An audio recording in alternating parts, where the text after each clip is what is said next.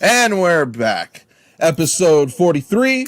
A lot less controversy, a lot more weed, and we are back. I am your host, as always, Matt Musselwhite, the hostess with the mostest. I think I just called myself a girl or a cupcake. I am joined by Bryan Kern, as always. How are you fine folks doing out there? We're ready. Are you ready tonight, Matt? I should have never taken you out your cage. Are you ready, we Jordan? I'm ready. I'm chilling. What's good? Not the cage. Let's go. We are joined by guest Jordan Modro from the Good Sessions podcast, and you may know him from his very famous band Avion Roe and Sant Cloud. Thanks for having me, guys. And what an introduction. You clearly have big shoes to fill now, Jordan. So welcome to the show. I'm stoked to have you. We're going to open this show like we do with all of our guests. Go ahead and put your meat on the table, Jordan. Let's see what we're working with here. Let's see what we got. I thought we are live on the OnlyFans. That's what you were saying? I did say I would be sitting in here meditation pose with my bong. Yeah, the OnlyFans interviews are all good and everything until you interview Adam Warren from Oceano. Because we forced everybody to do it naked, and unfortunately, he needed 2 chairs. Oh my God. You know, when you say the words force and naked together, I'm going to have to reiterate that these are all terrible jokes. We're just kidding. Yeah. Speaking of gonna be wild. Speaking of being naked against your will, Tekashi 6ix9ine. Do we have anything on the Tekashi update? He is still alive. He is actually. Is he still alive? So I actually read this shit today. Benny the Butcher, shout out Griselda, put up a thing and said Tekashi's manager reached out to me to do a song. What do you think I said? No or fuck no? And I was just like. Nothing but bad things for that man. Nothing but bad things for that man. Oh man. Man. That's unfortunate. I don't even care about the street code shit. That stuff's whack, but he just sucks. Like apparently DJ Envy says that 6ix9ine's manager calls him multiple times asking for interviews on the Breakfast Club.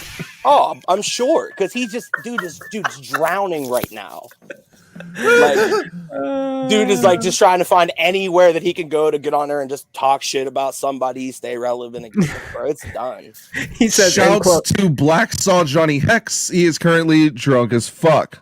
Shout out my guy. I don't know him, but shout out my guy. I was gonna say, is this your people? I don't remember seeing this guy before, but shouts to all our new listeners. We love you. We're one big family. You know, if we were in the same room, I'd tell you to stay 6 feet away. Don't touch me. Don't look at me. Don't breathe on me. And chug this Keystone. We're still positioning for 6ix9ine to be our 69th guest. So we're really hoping for that.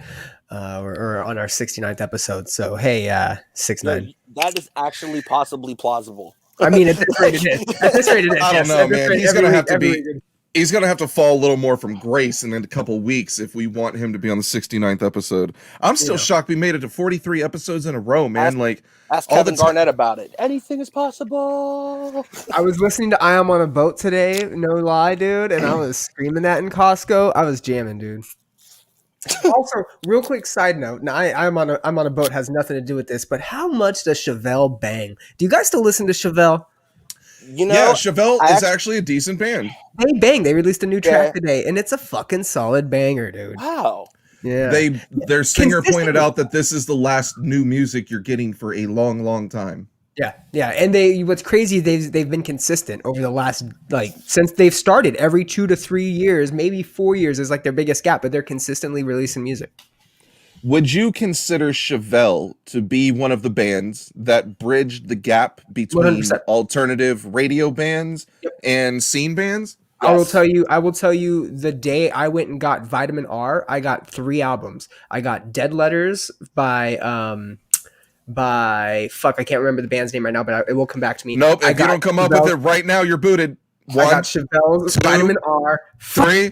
Vitamin R is a terrible name for an album. Yeah, we boot people on the show, by the way. This is like Around the Horn and ESPN. You used to be booting people and muting people and shit. That's wild. It's like Around the Horn, except nobody here has a degree. You're like Stony Reali. Damn! I wish our fans understood that joke. That might be the best joke we've had on the show ever. You are all badass. Thank you. I was listening to Breaking Benjamin. We Are Not Alone Again. Good times. I feel that that goes right along with Chevelle. Chevelle I thought was cool because in a time where there wasn't a lot of radio bands I liked that I could look to and be like, oh, that's an interesting band. You know, you might find a song like, okay, she's crazy, bitch, but she fucks so good on top of it. Yeah, that's a great song. Not, but you know, Chevelle was cool. They were fucking amazing, and it was Let Her Kills was the band I was thinking of. Let Her Kills released an album, so 3 albums: Let Her Kills, Vitamin R by Chevelle, and the Rossness. I got their fucking album as well, but it stuck with me. We also went to school with the girl who looked like the singer of the Rasmus. Yes, we did. The Rasmus, a legendary band as well too. So Swedish okay, band. okay, no, legendary. Oh, yeah, okay, all right. You booted my man's twice. Legendary. I'm pretty sure. Does anyone watching right now even know who the hell the Rasmus are? Could you even recall the last time somebody in a group larger than 3 people brought them up? I can't. But I know Brian saw them on MTV2 one day and thought they were cool and decided to go and overpay for their album. How much you pay for their album, Brian? Was it $16, $17, $18? it was on Fuse that I watched it, and Fuse. it was on their underground episode. Showed that they had Untitled Rock Show? No. Untitled Rock Show, bro. No, it was the one. No. It was the one where they did like underground, like low level shit. They did low level videos. It was like unsigned bands or whatever, or not unsigned bands, but bands maybe you didn't hear of. And they were featured because they were from like Iceland or Sweden or somewhere crazy like that. And they also featured Pilot to Gunner from New Jersey.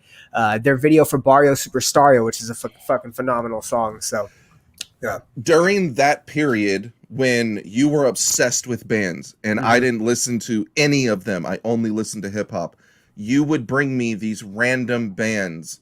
And I remember one of them being the Rasmus. I cannot remember what the fucking song was. I just remember the dude's nose. And I remember another one being Coheed and Cambria. Good Eye Sniper. You're welcome. House favorite Atlantic.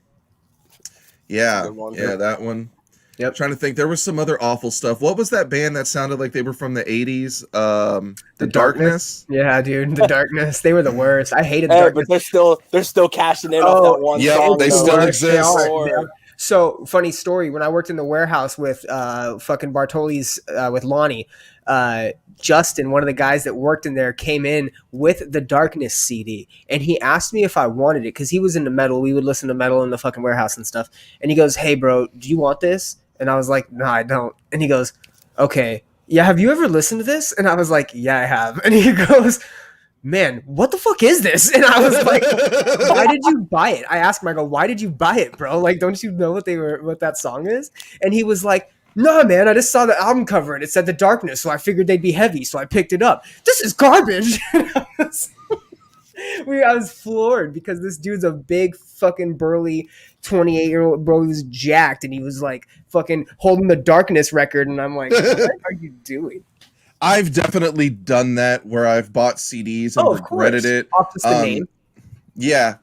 Now I've definitely bought CDs based just off the album cover, and I've definitely hit a home run. Oh yeah. Envy on the Coast, Lucy Gray, I think is one of the best albums, most underrated albums in the history of rock. That was one I bought strictly off the cover. I'll get made fun of for this one, but when Aiden decided to do a new wave little phase, I bought the Convictions album based on the album cover. Wow. Yeah, as soon as I put it on, dude, I've never wore eyeliner in my life, and it just sort of appeared, and my girlfriend dumped me. I didn't even have a girlfriend. We were unnecessarily hyped on Aiden, bro. I had a time. Unnecessarily hyped on Aiden. Matt, you thought they were heady. You thought they were going to be heavy. Because their first couple songs were, but then they dropped off. The first album was, they decided to just completely change the sound and go 80s new wave. He had a little creepy period where he was being a creep too, if I remember correctly. Yeah, William Control, Will Francis. Mm-hmm.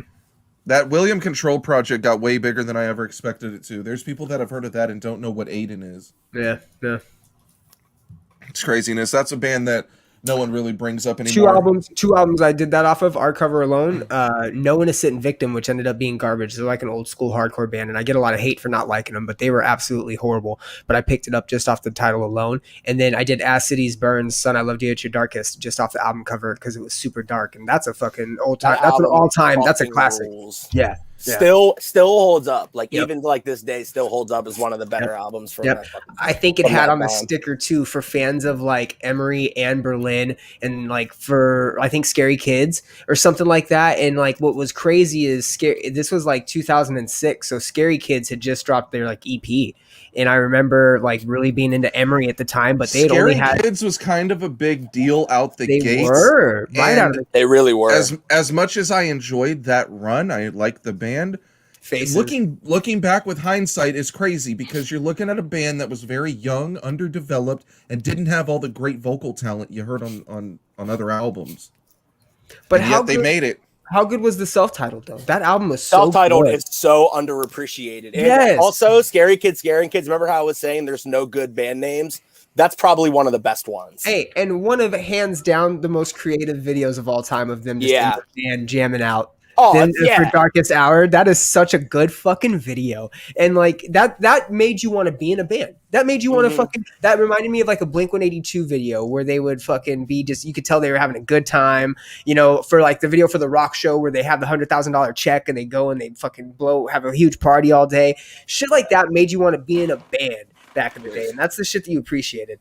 They did give me that feeling. They were like one of the bigger bands I heard that had introduced a keyboard into that style of music. Plus and I thought that was cool. Presence. And then when they had that Halloween song as like their debut, you're kind of like, wow, like if you're a band, you could just do whatever the hell you want, and that's kind of fun. And they definitely showed that. Johnny Hex had a comment here. Who remembers That's outrageous. The band? That's outrageous. I do. Wow, Brian just disappeared. He must have hated that band. That's outrageous. Was that the band where their screamer was Dorian and he ended up joining Woe Is Me before they broke up? Yes. I booted myself because I think that's outrageous. Okay, fair enough. Good call, Brian. Good call. Brian, how do you feel about Billie Eilish? You know, I've told you before, man. I think that she's got some easy listening stuff, some stuff that isn't too bad.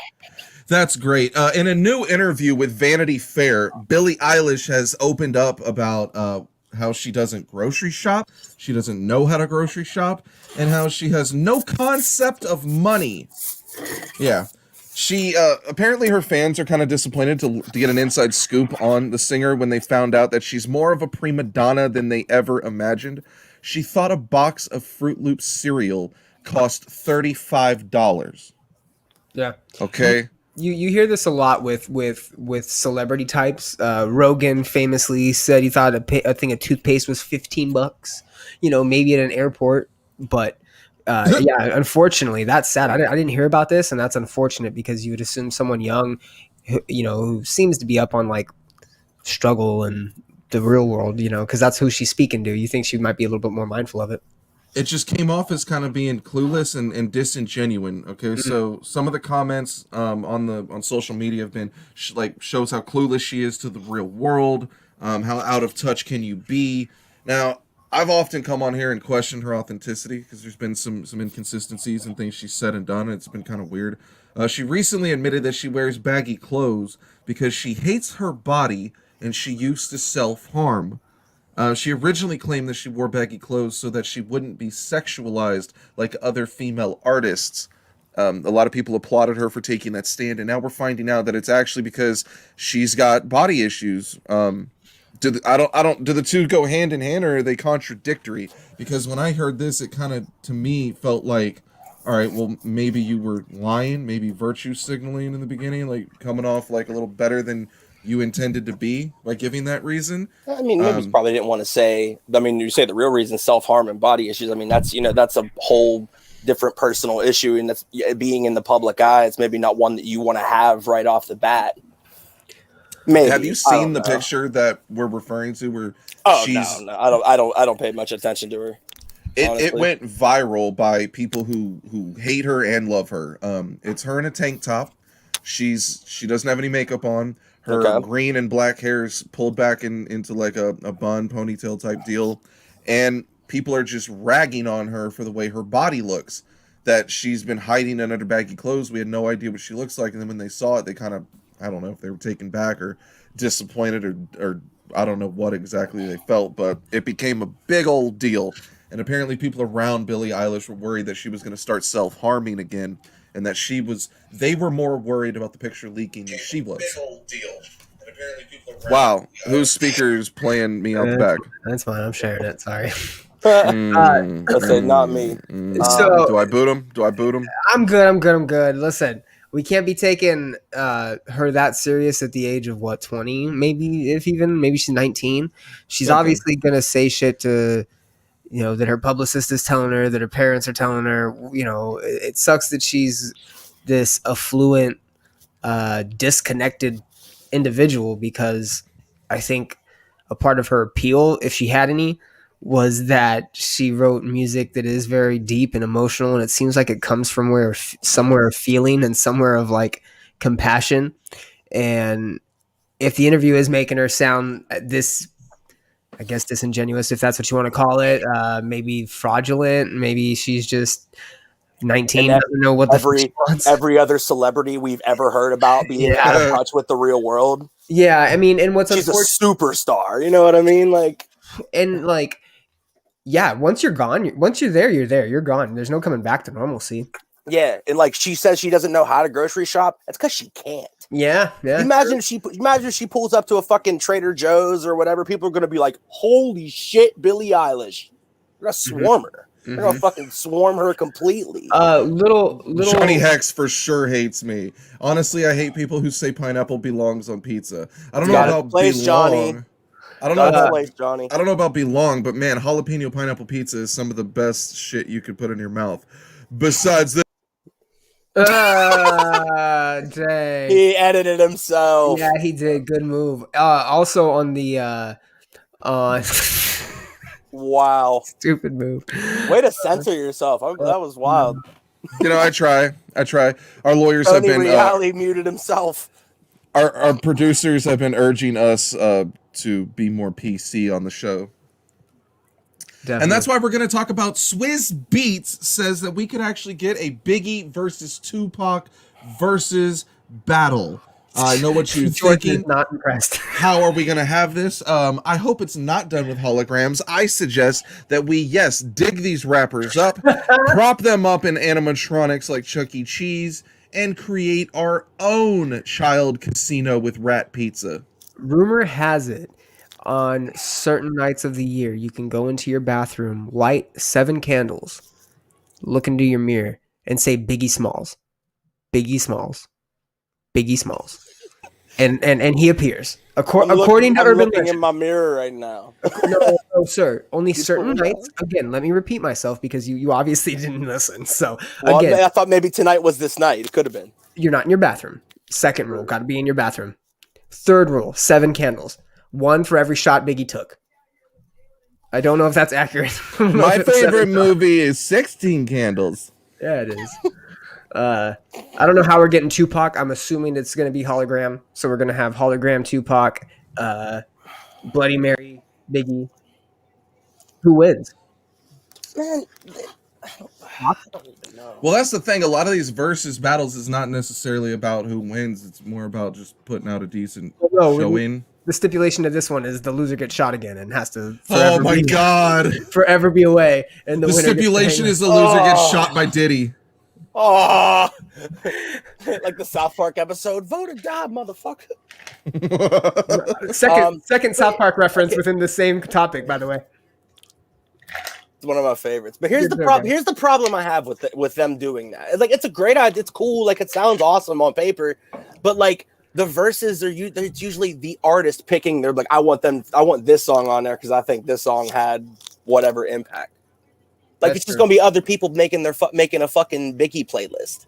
Yeah, that's true. And how do you do this? How do you pull this off? In quotations, because what's pulling this off?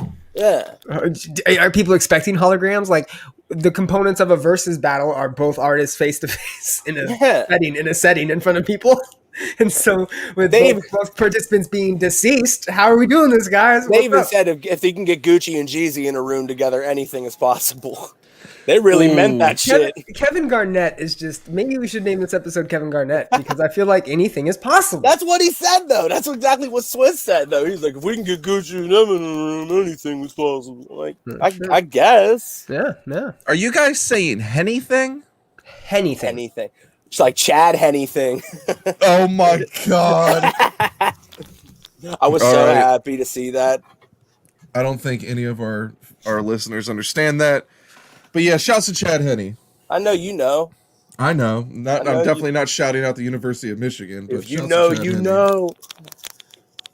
So from one team that's winning to one team that's losing, Chester Bennington's widow has decided, mind you, Chester Bennington's widow, she remarried 2 years after Chester's suicide. She's now filed for divorce after 1 year of marriage. How do you guys feel about that? Are you glad they're divorced? Should she stay single forever because Chester's like our dad and we don't want to see him get replaced? Should she find a new guy? Are we rooting for her? Are we rooting against her? What's the deal? I was completely unaware of her. I don't know if that makes me a bad person. Oh yeah, you're definitely a bad person. Because I didn't pay attention to Chester Bennington's widow. What'd you think he was singing about all those times? She's entitled to her Gotta own run right away, of gotta happiness. run away. Clearly his depression. Clearly. A lot of Clearly stuff. was his depression. So are we team Chester Bennington's widow? I mean, she deserves to have a happy life, right? Does she? Is she I hot? don't know. That's my question. She didn't blow me away. All right, let me take a look. Oh God! She didn't blow me Oh away. man! Jesus. Oh God! That's rude of you, Matt, by the way. Oh, she can get it. Brian's the only guy who's like, every time I tell him we have a guest coming on, he always asks, "Are they hot?" Let's ask that. Nah, I'm ugly as shit, bro. I didn't ask if you were hot, Jordan. I knew you were hot. No, yo, we got we got Frankie from Amir coming on. Yo, was he hot? Fool's ugly. Cheers. Ugly. Hey, get it. Hey. Jordan, put that away. Put that away, Jordan. We don't do that. This is also brought to you by the Ad Council and Mothers Against High Driving. Prop 219, baby. What up? Whoa, 219? Isn't that to like legalize marrying goats?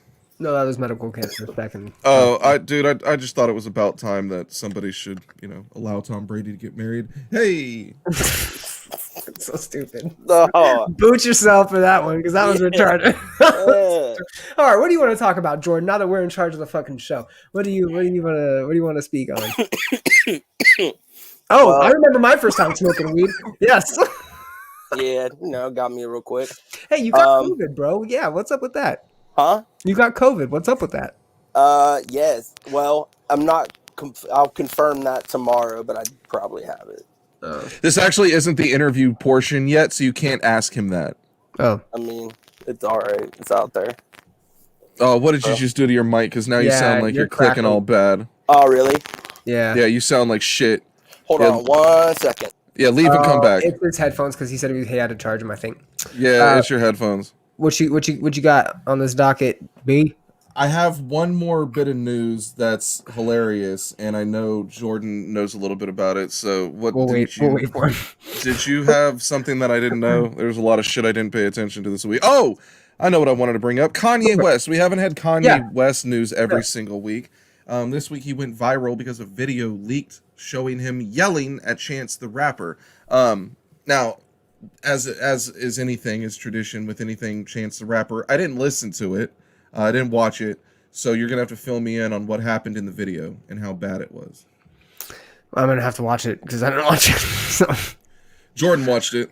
I'm back, bro. Can you hear me? Everything good? You're good, man. Bro, he starts fucking snapping. Like Chance is leaning over trying to talk to him, and this dude gets up and starts screaming so bad that it's echoing to the point that you can't even understand what the fuck he's saying. I'm like, why are you? I can't imagine Chance the Rapper said anything that crazy to make you that mad. I'm going to watch it real quick, so give me a sec. Oh, go ahead. It's like 15 seconds. It's wild. I was That's like, just crazy. It makes me think, like, this is what it took to get ultralight beam? Damn. A little crazy. That's what it takes to never fail. I don't know if I can deal with that. Kanye's usually a mild-mannered individual. Really? He's pretty calm. He made graduation, though. So. I don't know, man. Life of Pablo is like my grail. There's some good shit in that. That album is my shit, bro. I would go as far as saying that Kanye West is the greatest hip hop producer of all time. Ooh! He's up there. He's up there for sure. I hold some producers near and dear to my heart, like the Alchemist. So it's gonna be difficult. Alchemist is one of them too. Love ALC. I've been trying to get him on this show so hardcore, dude. He is a hard individual to get a hold of. Who? ALC, the Alchemist. Oh yeah. ALC he's definitely. He's out traveling with Action Bronson on the food show and shit. Probably. That food show is funny. The food. They made an entire album off that shit, The Food Villain, and it's just like sound clips from that show. All right, Brian, what'd you find? What'd you find, Brian? Bro, first of all, he's wearing like a camo vest for whatever fucking reason. He's sitting on a couch wearing a fucking camo vest, and they're like listening to a mix. And I think Chance is trying to tell him something. And he gets up and he starts yelling and he says, "Sit your punk ass down," which is outlandish. But then it shows him like taking photos afterwards, like outside, which is like weird. They're also interviewing a guy about it. But yeah, bro, he fucking blows up at the top of his lungs. Is yelling, "Sit your punk ass down." That is crazy. Like, oh my god. And Chance is like, yo, like what? Yeah. That's just out of control, dude. Hey, but out of control. With that kind of mind, understand that that's what you get. You get that unhinged. You get that boom on a fucking hair trigger. They snap. Something, whatever. Who knows why they're getting divorced, man? I can't. He's probably being pushed to the brink. Hey, if I'm speaking to anybody in his circle that's worried about mental health and reaching out to a friend or a loved one and making sure that they're okay, somebody better check on Kanye, because we might be hearing about that. That's the thing, though. I feel like Chance was probably there to do that. Oh my god. That's what I'm saying, dude. He's just hauled up in Wyoming, just like chilling. It looks like. I don't know. I don't see him. I'm not like I even fucking like I know everything about Kanye's life. We try to. We certainly try to. Brian, what else you got on the Daryl docket? I thought was that your last piece? I'm holding off on my last bit of news till the end because it's gonna be the funnest. Okay, I wanted to speak on everybody shitting on the new "A Day to Remember" song. I don't know if you guys had the chance to listen to this, but "A Day to Remember" is releasing. I don't listen to album. abuser bands. Yeah, "A Day to Remember" is releasing a new album in March, and they have released their third single off of it, and it is another snoozer. And people on social media, obviously, you've got your new fanboys jumping in saying that it's good and they enjoy it, but you have some old school fans on metalcore Twitter just ripping it, giving it a hard time. And I can't say that I'm a fan of it, and I give "A Day to Remember" a little bit of slack. They're an OG band that me and Matt go way back to first album days. They played in the desert where we're from, and I thought that, a lot of people were excited about this, but this new album sounds like it's a new wave album. It doesn't sound like an "A Day to Remember" album at all. So kind of curious is what we're getting out of it. Are you a ADTR fan, Jordan? Yeah, I liked them back in the day. Like, I go way back with them, like first couple albums, and then like into Homesick, and like after that, I went to Matt Rush, started listening to more like hip hop and shit. Yeah. So, kind of. I haven't been a fan of those guys in a while because they can't really do transitions. The music bugs me. The singing annoys me, and I haven't thought that they were that great of people. You put that together with the fact that there's allegations against them and they won't speak on them. No one will speak on them. Their bass player decided that he would come out and say, "Oh, it's not true. I'll just sue her." And that's it. No one's, denied or anything. It's just fucking strange. I don't respect them. I don't like them. Praying for their downfall with all the other abuser bands. It's funny. Just, yeah. Did you mean to do that? Praying for the downfall. What the fuck are you guys talking about? Us all. Dun, dun, dun. For one song. For one song. Get out of here, okay? I don't want to hear that shit. God, I fucking hate them. How can your last name be Shellnut? That's what I want to know. Fucking A. Drop the hammer. Oh, get the fuck out of here with that shit. Oh my god. So awful. Yeah, you definitely need to be watching this visually to get all the jokes. I'm glad that I only got the fucking mute for technical issues. That's hilarious.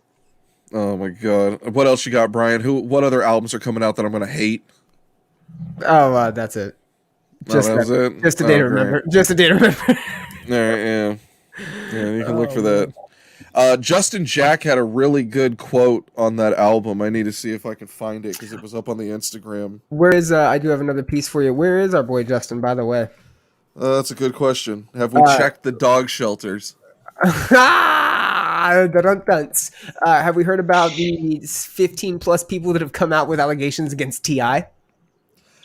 Oh my god! I've heard of it. I don't really get it though. Yes. Okay, so it just sounds crazy. Like extra wild. Yeah, 19 victims have come out with drug and sexual abuse stories for T.I. and Tiny, apparently. They've recently released a statement. I haven't had the chance to release the statement yet, but apparently one woman came forward and the rest thought that the floodgates were open. And mind you, this is the same person that said he makes sure that he himself checks to see if his daughter is a virgin or not. We didn't really get the gist of what that meant or how he went about doing that. But this man is a weirdo, and I would not be surprised if these allegations were true, but who knows? He posted something on Twitter like another bullshit liar or something. He's basically denying all of it. He did find one of them to have a fake Twitter account, which seems to be synonymous with fake accusers and things like that. But all I've heard is that it was one person, and they've released a statement, obviously saying otherwise. So, well, good for them. Wait for the facts. I'm sure that's going to get looked into a little bit more because that shit is wild. I'm sure T.I. will bounce back. He's the rubber band man. All right, so for you're on fire tonight. Oh no, that was better. That's the best joke of the night I've heard so far. You know, I try. Real quick. Right, okay, sorry. No, you're good. No. You know what? Okay. You know what? Oh, he booted himself. Okay, perfect. So trending right now, this just came across my feed. I just got sent this. And this is crazy because I have been really big on this song. So have you guys heard the song Whoopty by the artist CJ out of New York? Yes.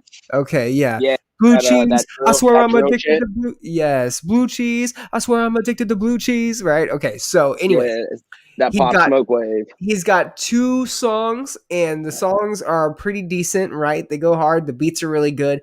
Right now, there's an article on Pitchfork stating that drill rapper CJ is nothing but a shameless ripoff, and it just went from 60 comments to 113 comments on the forum that I'm in right now.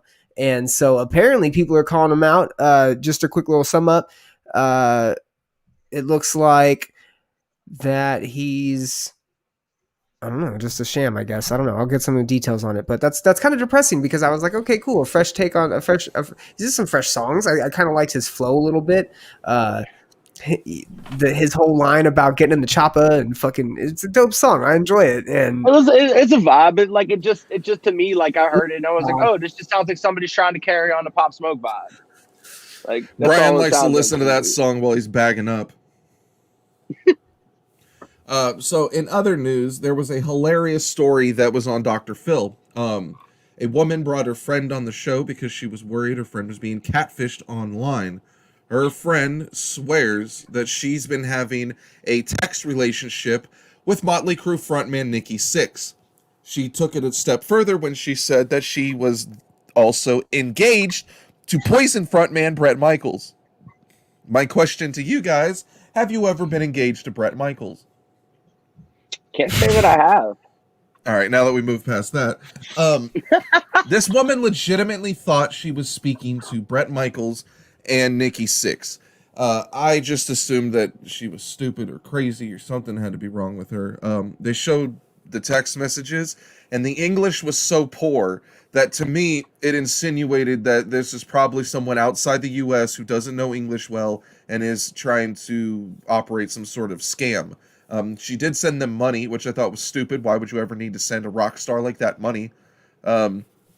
At one point, Bret Michaels took a picture of his face next to his driver's license, sent that to her. The driver's license had a picture of him in a bandana in it. Didn't spell Michaels correctly. Had the wrong signature with him misspelling his own name. Had the wrong abbreviation for Arizona and all sorts of shit. Oh, no. They even had Nikki Sixx film a video saying he hasn't been talking to her, and now she's been made aware. I kind of feel bad because if you believe something like that, then you are definitely very lonely and desperate. So I have some sympathy. I also, on the other hand, am looking at these texts like, you've got to be smarter than that. You've got to be an adult here. Like, you're not a child. Like, broken English, claiming to be a celebrity, never being able to call you, fly you out, send you gifts. Like, it's not what rock stars do. I don't know how people get catfished in 2020. I don't know. I don't believe anyone when I talk to I them. don't know how people get catfished at all, honestly. I think it's probably pretty easy to catfish somebody. I mean, without really like. I mean, if now here's where how are you letting yourself get catfished? If I'm repeatedly asking you to FaceTime me and you're telling me no, and I'm not picking up on the fact that you won't FaceTime me is a pretty sketchy thing, then okay, that's on me, right? But I mean, you could probably get catfished pretty easy, I would assume. I mean, people obviously do it. It's obviously an emotional thing too, right? They're attached for whatever weird reason. I've been catfishing Brian as Christina Applegate for the past 4 months. Don't tell him. It's perfect. I mean, it makes sense that relationships, you know, some people do form relationships with like artists and celebrities. I mean, I know people that do. Yeah. Aren't you talking to Christina Applegate? Yeah, I am. I couldn't, dude. I couldn't. I fucking couldn't. I'm coming in. I'm coming in clean. All right, rapid fire. What's your thoughts on Bad Bunny? Oh, I hate him. He's got a song called Booker T. How could you hate him? I have no fucking clue who Bad Bunny is. Well, you don't speak Spanish. Oh no! Bad Bunny. That stupid commercial with Snoop. Yeah, that's the only place I've ever seen Bad Bunny or heard anything from Bad Bunny. Don't know any of the songs. That started it for me, and it's not good. Bad Bunny is the one that's not J Balvin. It's like he's got a Jordan, and I've never heard a song. He got a McDonald's meal. I've never heard a song. Yeah. His Jordans were whacked though, bro. They were all like cut up in tie dye. The Bad Bunny Jordans?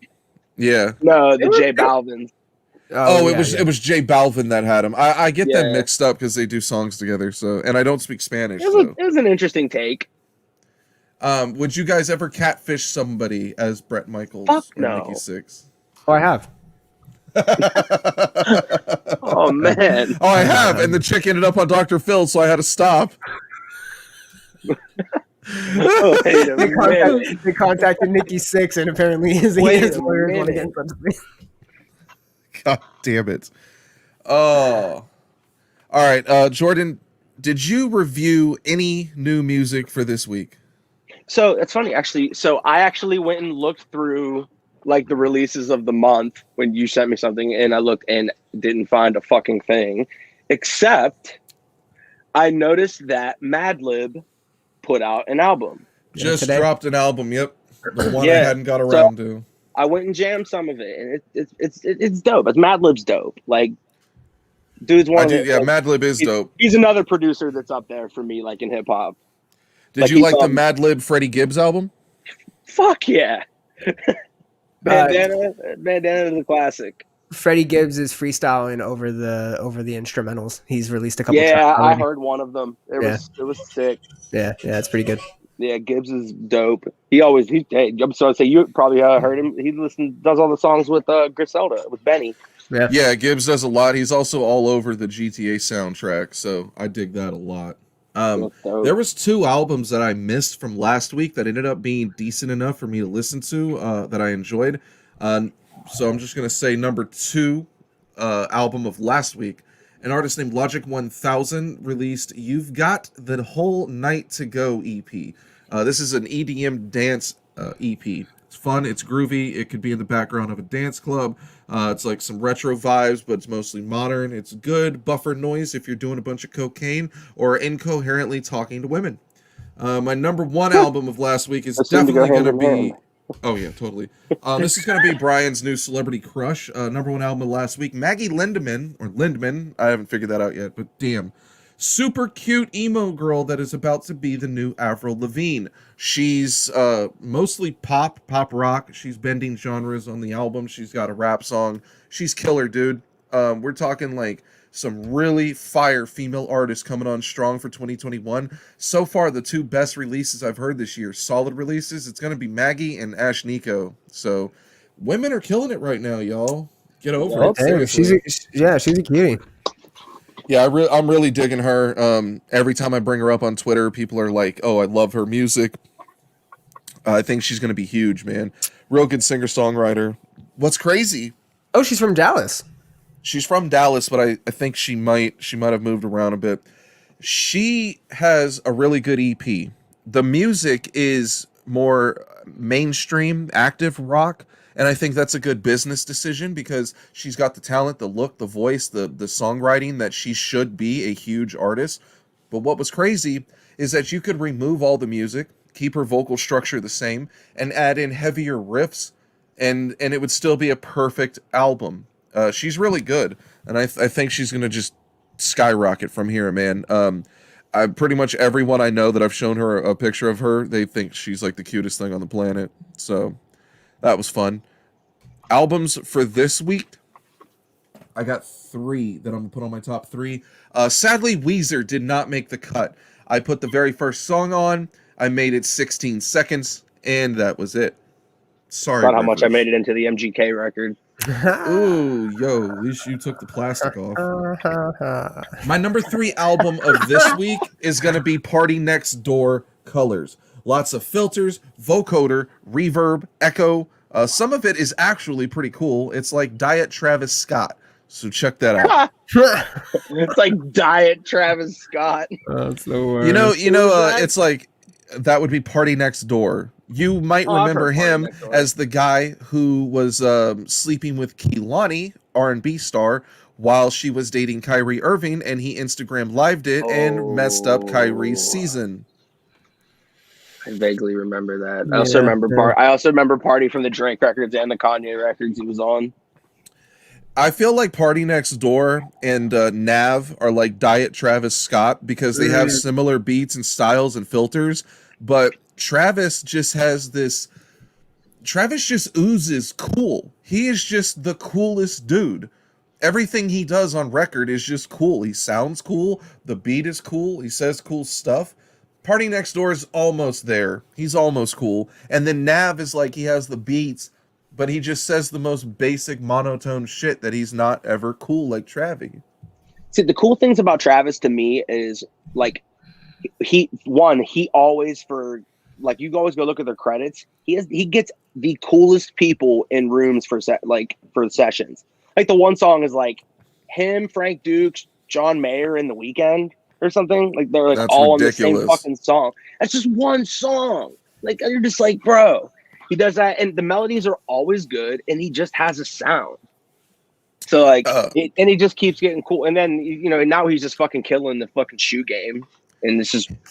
He's just ridiculous. He transcends art, being just a musician, right, or a hip hop artist, whatever.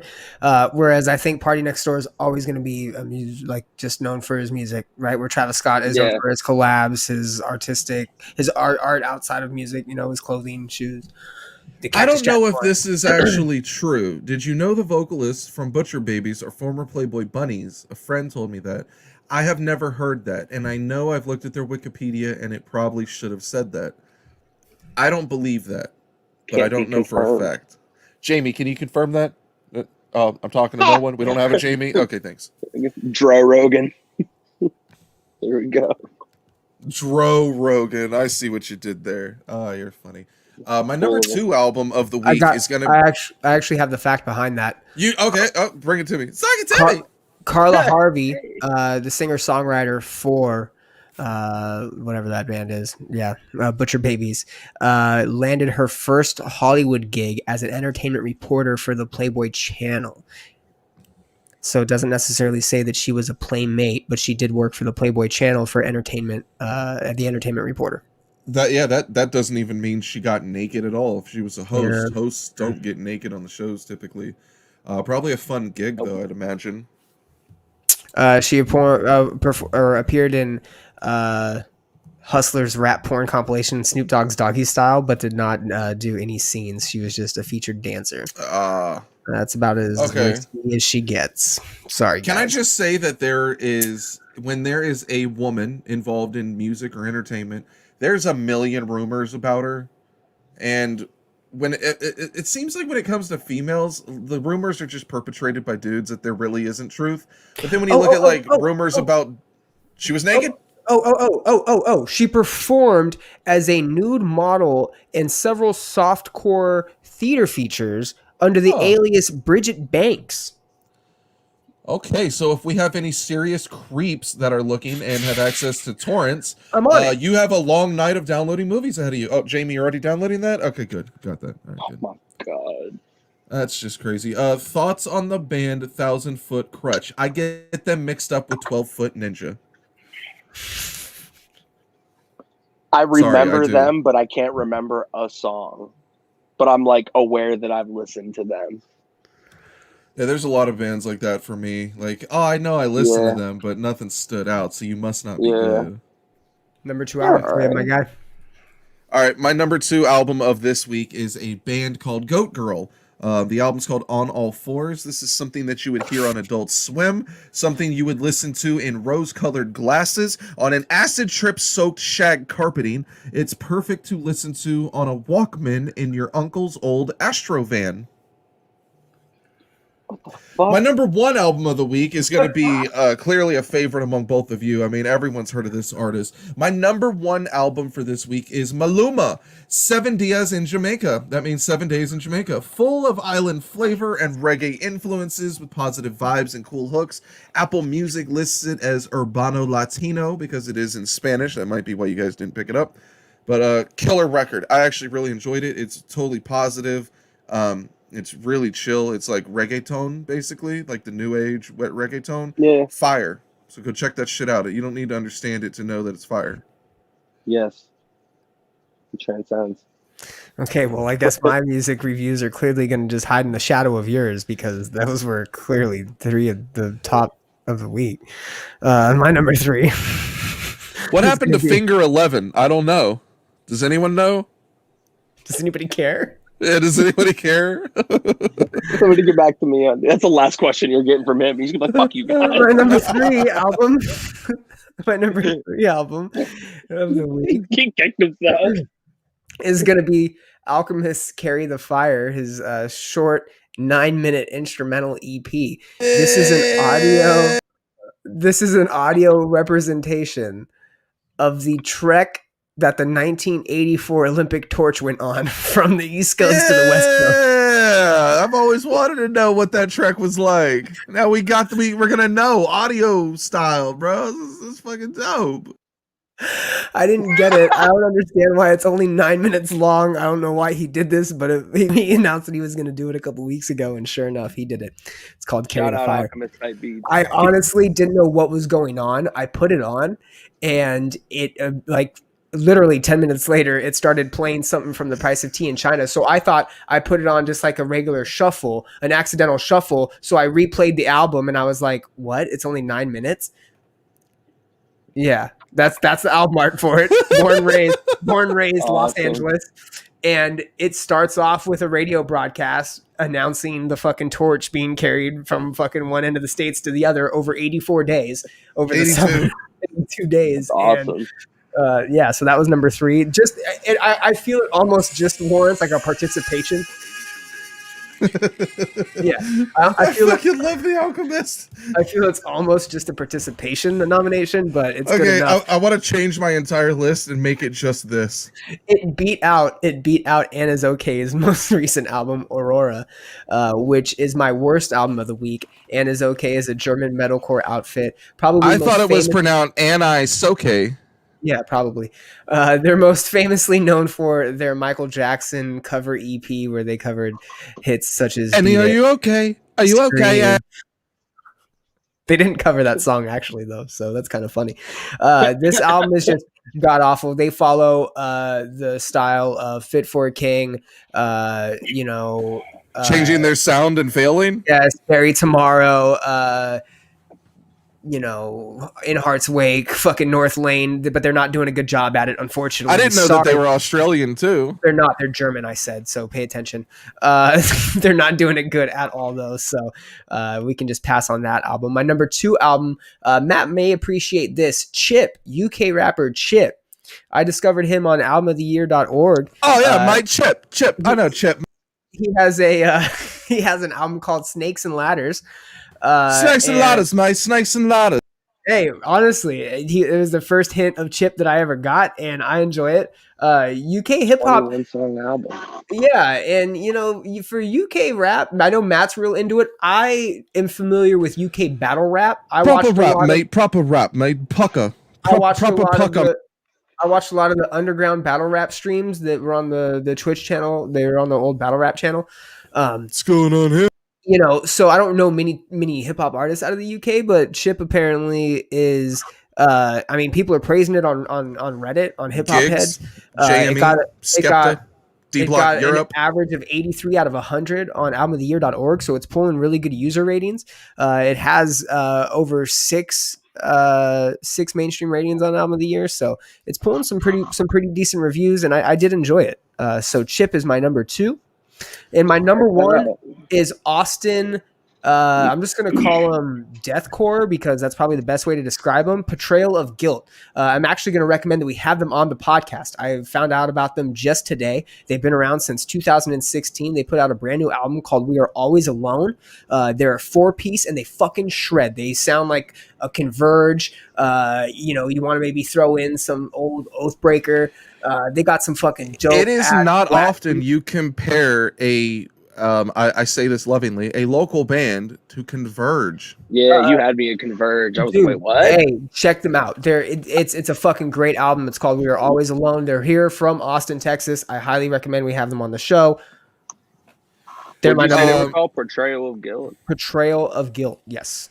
All right, well, they're going to have to message me if they want to get on. I've tagged him a couple times. Yeah, I've tagged him and said something to him on Twitter today. And just do like I do with all the hot girls on Instagram. Send them a message every day until they read it and actually reply back. There you go. If they don't, just keep saying, hey, beautiful, hey, beautiful, hey, beautiful, hey, beautiful, hey. And listen, the J Balvin Jordan 1 were fucking really clean looking, sir. No, they're not. You see how they've cut the tongue and certain parts of the shoe to make it jagged? It looks really stupid. Those shoes are going to wear that really easily. Dude, you know what kind of shit they're doing to Jordan 1s now? That's hardly the weirdest thing. You know, they have the Jordan 1s where you can zip off the high tops? It's clouds, bro. They got Air Force One. What those? Nice. Oh, yeah, I got the what those. You should have bought them from me 2 months ago.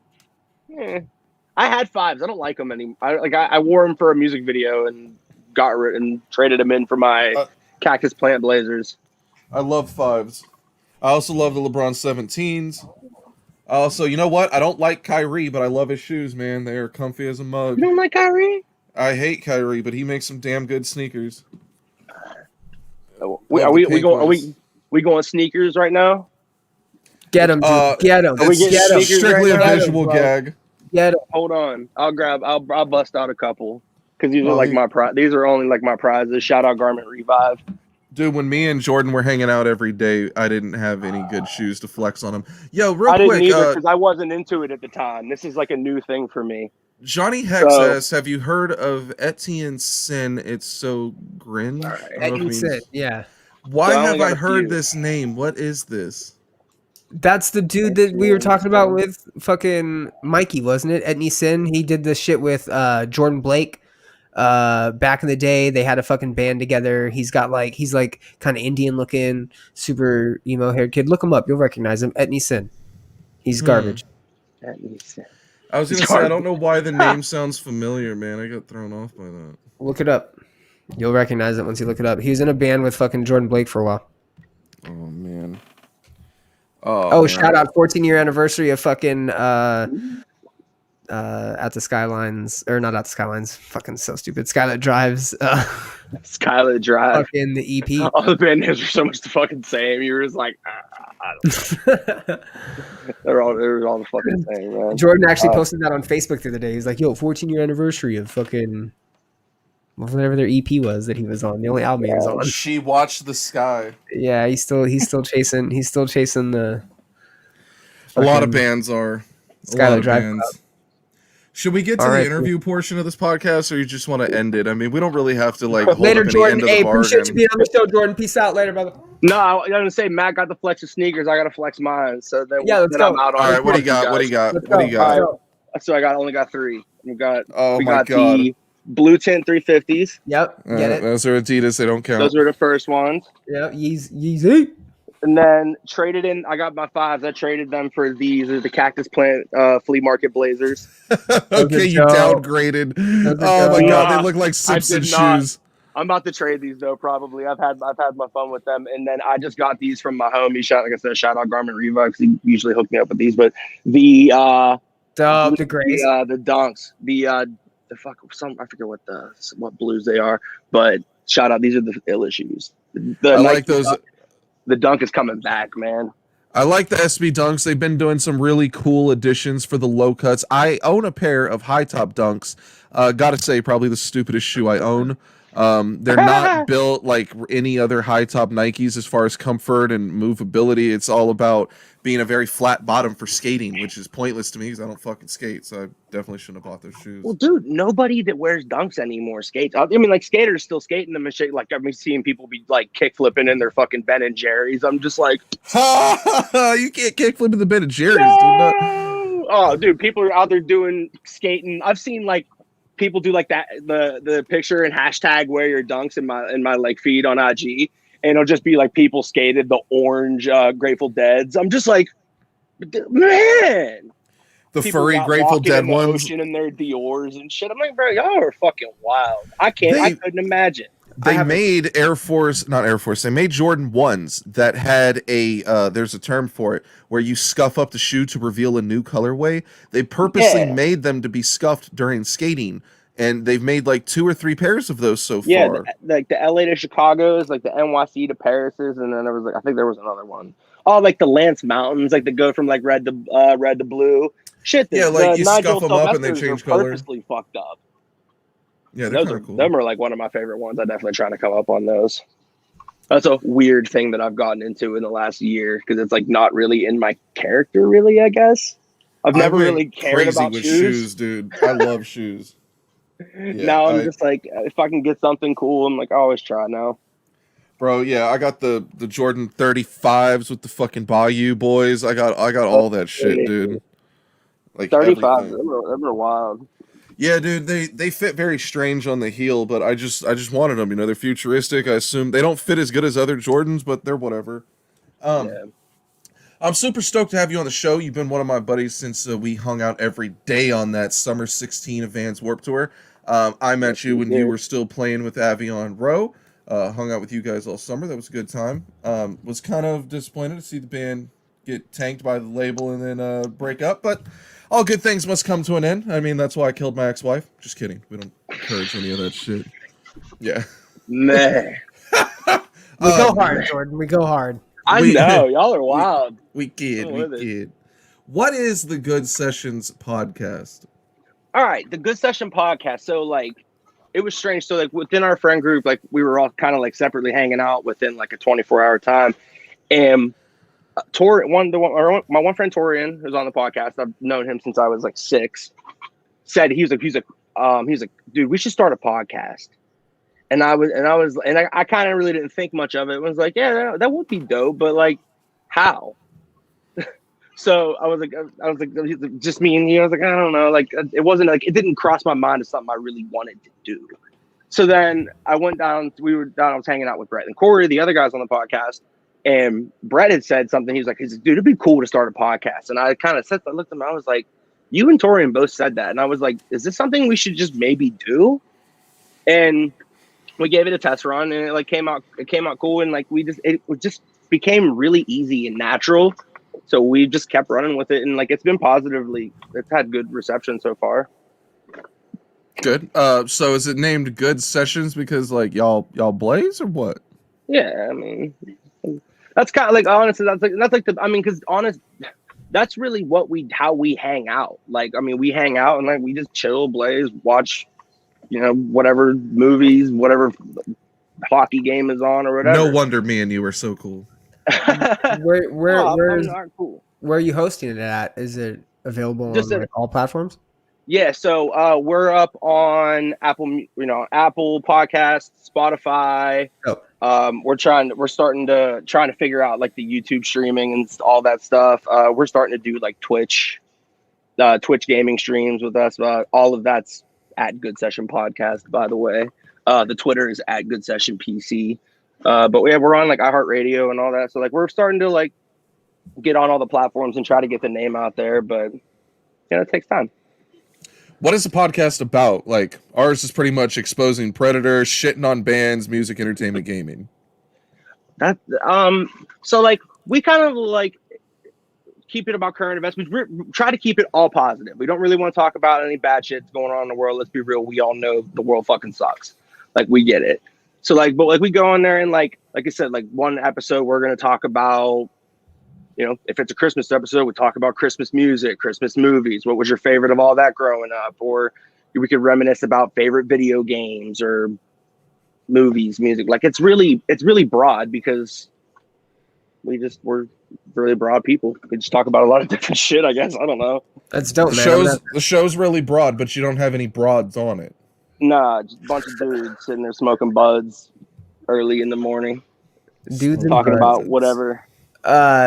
That's cool, man. I'm gonna have to give it a listen because I'll have my secretary listen to it because I don't have the time. That's right up my alley. Matt isn't into that discussional type of podcast. I mean, he is, but he's into I'm into that kind of shit though. That's dope. We'll and it's like I said, it's just like five dudes smoking pot talking about random shit that we could talk about from stuff we were growing up or whatever we'd like to talk about that's going on now.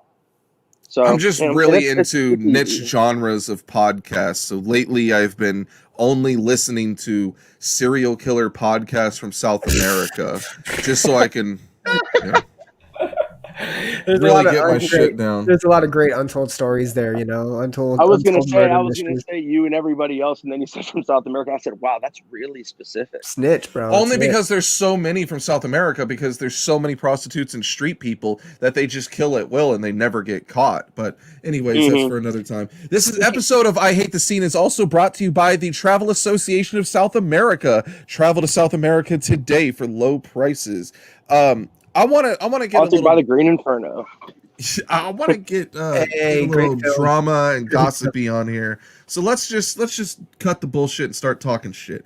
What happened to Avion Roe? Well, lie to me. Well, no, I'm not gonna lie to you. Honestly, dude, Drama wanted to settle down. He did, and that was that was a good time for him. He got married. He seems happy. Yeah, he is happiest I've ever seen him, and I'm so fucking stoked for the dude. Good. We still talk frequently. And then by the time we got to that point, like we were all kind of overdoing that sound. None of us really listened to that kind of music anymore. And while we all grew up on it, we all just kind of wanted to take the next step. The Avion Roe stuff was already kind of starting to take a step in that direction. And we were just let's just dive the fuck in.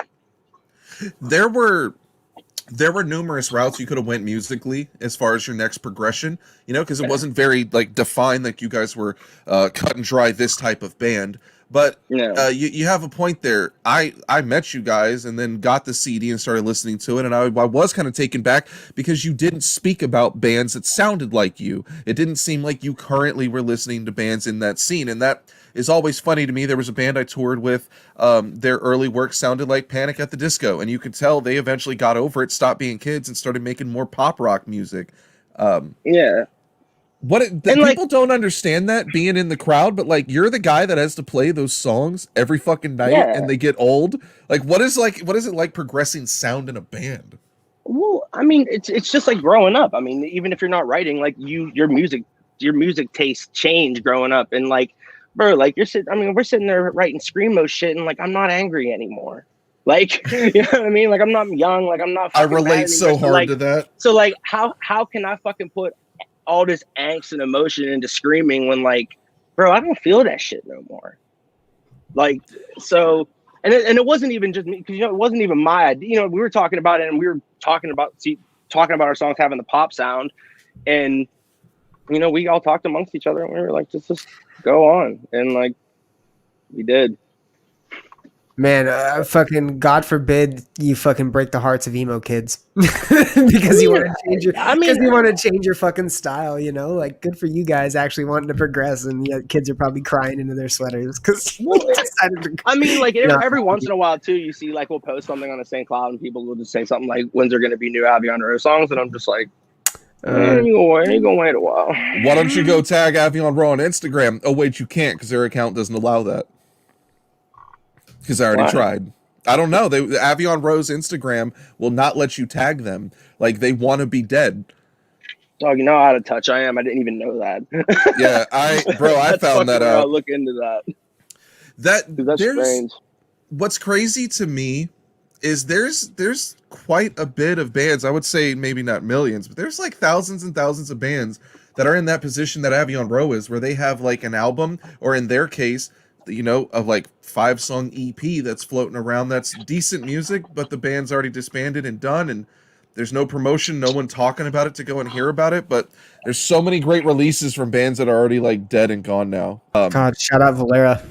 Dude, Valera, there was a band I discovered the day I discovered and liked them. They broke up from a second story window. Oh, get the fuck out of here. It's so garbage. Nah, man, they were cool. They had a cool album. I think it was called Conversations or something stupid. I went deep on this fucking Epitaph Records thing too. So when you're ready to talk shit on them, go for it. Also, don't make me do that. I honestly like it. I'm fine with how that worked out. It was awesome to be on a label that like I respected growing up. Notable label, for sure. Epitaph is an OG label. Dude, I mean, like when I first started listening to like, you know, that scene, the music, like the Matchbook Romances, the Motion City soundtracks from first to last. Yep. I could go on forever. The Matches, because I don't feel like they don't get enough respect. But like that was cool. Like for me, like you know what I mean. I never thought I would ever get to do anything close to on that fucking level. And like I'm sitting here like doing fucking video shoots that I'm like with people that I have no fucking business being in front of. Like I always thought Epitaph was a cool label because they had bands like I Am Ghost and also signed huge bands like Bring Me the Horizon, and you know they had from first to last. They genre hopped. They weren't just one genre. They stuck versatile. To just exactly. I do have a problem with them now because I think the artists they sign now are particularly terrible. Epitaph got into that emo rap scene, and somebody in their company must feel they can market that shit because they went and started signing up the most awful artists that I've ever heard in that genre, and they got weird ones. They got weird ones, but they've also got, I mean, some phenomenal bands. They went on a weird signing spree. They signed Travis Richter's new music project. Like they do some weird shit. They'll probably always sign his bands because they had The Color of Violence on there. But yeah, Epitaph is cool. And they came out to Warped and were like meeting with you guys. The band I was with, their label never came out. And then when they did, when we're in their home state, one of the merchandising directors gets stopped at the entrance to the venue because they won't let him enter with his cocaine. Thanks, Fueled by Ramen. You're the best. Wow. So what is Sant Cloud? So Sant Cloud is just, honestly, it's just really a pop project. Honestly, like at the root of it, like that's all it is. It's just like there's not really a whole lot of rock to it. It still has like the emotional cut that like Avion Roe did, but it's just much more modern production. Excuse me. My notes said that it was a video game, so Jamie, that was incorrect. That wasn't. It's also a video game. It's also a fucking city in like multiple places. I'm just like Minnesota. Minnesota. Oh no, that's St. Paul. Minnesota. Also, the name of an album by some other dude. No, yeah. Yeah, no, that is because we were saying off air, like literally we dropped our first few songs, and then like months later, like I think their name's like Waxahachie or something. Yeah, It's some walkie-talkie or something like that. Yes, Stupid whatever name. like that. Yeah. And I seen that, and I was just like, fuck. But I thought about it because now people are going to be looking up that album, Sant Cloud, and then that's going to pop up. They might look at that. I mean, you're Maybe not. Probably I'm being not. hopeful. Probably not, but I can be hopeful. You know what I'm saying? I think you're just being hopeful. Tracers is your most recent release, correct? Yes, and actually we are. You're on. I mean, you pop up on Spotify right next to the dude's album, so you're right there. They're gonna see you. So there's no mugshots when I Google the band name, so that's cool. Yeah, man. No accusations yet. Good job. Yet. I've only been in trouble one time, boys. One time with the law. Okay, that's good. Well, and it's never the law that cancels your band. It's 15-year-old girls named Kayla. We don't incriminate. Nah, fuck it. I'll tell you, it's over and done with. I don't care. They put me in the fucking jail for a night over under half a gram of weed. Oh, get the fuck out of here. They threw you in the clink for weed? You were in the tank, that's all. Yeah. Oh, man. It's a good time to remind everyone that this episode of I Hate the Scene is brought to you by ACAB. That's right. Even if it's your dad, all cops are bastards. So when it comes to Sant Cloud, you guys have music, albums, shows. You guys ever, what's your IMDb look like? You ever done a guest appearance on CSI? You know, what's up? A fucking movie? What up? Not really into all of that stuff. Can you dunk a basketball? Can I dunk a basketball? Fuck no, dude. I've gotten like hurt trying to play basketball. I was on our first club tour. Me and Evan were playing a game of horse, and I literally almost shredded my knee on the curb. That's I came down and foot down on the curb. It was fucked up, bro. Does your old singer Evan still dislike me? I don't know. He probably forgot all about me. I was gonna say we've never talked about it. Does he not like you? He did at the beginning when we started hanging out, but then he just was like, "Man, I'm really sick of this guy coming around all the time," and he doesn't smoke, so I don't offer him anything. So yeah, that's news to me. It was funny. I like him, so I don't really care. I'm gonna make him like me. Love your Velvet Underground shirt too, by the way, dude. I just realized what it was. Thank you, because Matt hated it. Yeah, I was making fun of it. I said, I don't know what's worse, getting COVID or wearing a Velvet Underground t-shirt in 2021. I know Slash is happy. Do you know what the Pizza Underground is? No. So the Pizza Underground is Macaulay Culkin's band that mimics Velvet Underground. And basically every song that they have is an ode to Velvet Underground, but it's about pizza. I swear to God, I thought you were about to go and start talking about that stupid pedophile ring shit, and I was going to have to remove everybody and just end the show. No, it's called Pizza Underground. It's great. You should listen to him. My Lord. Macaulay Culkin. Shout out Macaulay Culkin. We should try to have him on the episode, on the show. You're working. All jokes aside, one of the things... Culkin, bro? No, fuck Macaulay Culkin. He's never coming on here, dude. Fuck you. We could get Trump after that. Oh my god. I heard they went back and digitally removed that scene from Home Alone. They're talking about it. Yeah, I don't know if they have yet. He still has to get pulled, bro. He hasn't been impeached yet. What a diss. That beast, you get digitally removed from a movie. What a diss. They want him out of Parent Trap 2 or whatever the other movie was. Oh, Little Rascal. He's getting Star Wars. He's getting digitally remastered out of every fucking movie. Luke, I did grab her by the pussy. The pussy. I grabbed her by the pussy. Wow. All jokes aside, one of the things, probably the only thing I ever respected about you guys that I thought was really just respect-worthy, should applaud you. You guys grinded to get on Warped Tour. You grinded being in a van, in a trailer, busting your ass, following the tour, not having laminates, not even being invited, and you grind and finally got damn near a full invite. You guys did a shit ton of dates. We hung out the whole time. Warped Tour is dead, so this probably isn't the best advice for young bands, but how does a young unsigned band get on Warped Tour? I'm just knowing people, knowing the right people. It's always like that. Always. It's like that for fucking everything. If you know somebody that you're respectable. That was the one thing people asked us in the beginning. Because in the beginning, we would, all the press that we got, we straight up just fucking asked for it. Like all It's the pure crazy volume what shit, you like can the pure get if you volume shit. ask. Yep. Yeah, like we Yep. were just People- like, hey, we like you guys. Can we get like some ads? And it was like, yeah, it's dope. We'll put it up. You're just like, really? People have this No way, it's delusion. fucking easy.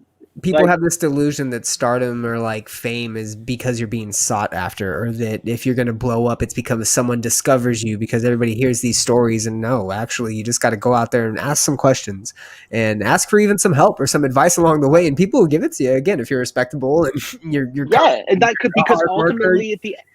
ultimately at the end of the day, people just want to put, like, when they hear good music, they want to put it out. Yeah. That's not even just us. That's just in general. Like, Yeah. if you hear something and you be like, yo, this is dope and nobody's heard this, I got to show the world. Yeah. I think Like, it's I supposed to feel be like that everyone with feels all like art. that. Yeah.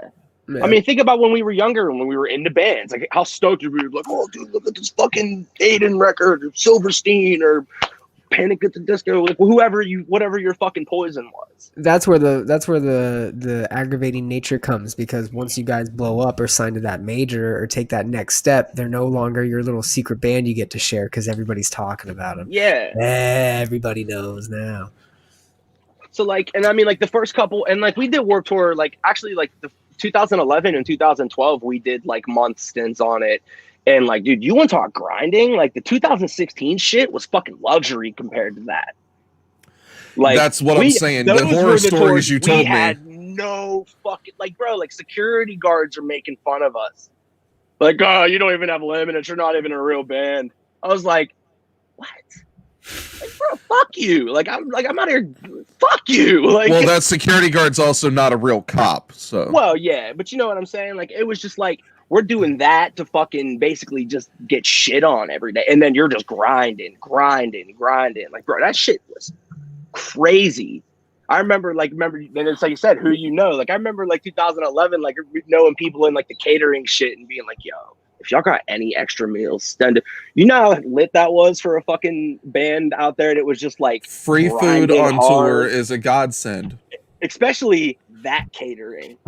Yeah, Warp That catering was catering always is good. Like, you're going to eat fire. healthy. You're going to have, I wouldn't say a 5-course meal, but you're getting all the food groups. You're eating substantial, decent meals, quality balanced meals. That was vital, instead of just You being ain't a eating fat a piece hot of dog shit. from the vending machine or from the vendors over at, like, wherever they sell the beer at. Like, Yeah. you're definitely getting, like, good meals, and, like, that shit is dope. I couldn't believe it. I remember the first time I went to the catering line in 2016 and was like, whoa. Yeah, I was it's- like, this is wild. When we talked about this some episodes back, that when I was in a band, we were unsigned, we weren't shit, and we, because, as you said, because of who we knew, we got to play one of the bigger stages at Warped Tour. It was the biggest thing I'd ever done in a band, and I thought, this year we're playing one day, and next year after that, we're gonna get on this whole fucking thing. And then the band broke up. And when the band broke up, I knew that my chance of Warped Tour, of any kind of tour, was out the window, because I knew I probably wasn't going to be in a band ever the fuck again, and I haven't. But I was ecstatic that I actually got the opportunity to do Warped Tour after all that. And I don't think people understand how difficult the tour is. If you're a patron and you just go to the tour, you go to the same date at the same venue. Let's say you did Carson, California back in the day, or Pomona. It always looks the same. You show up and it's there every year. It's there. You don't really think about how it got there, or who put it up, or who did anything to make it get where it is. When you're on it, you realize you're just a tiny cog in a giant fucking machine. And every night that machine is on the road. And if you fuck it up and don't show up, you're going to screw everyone else's day up, because your piece, your cog, isn't maneuvering right, and it's not turning.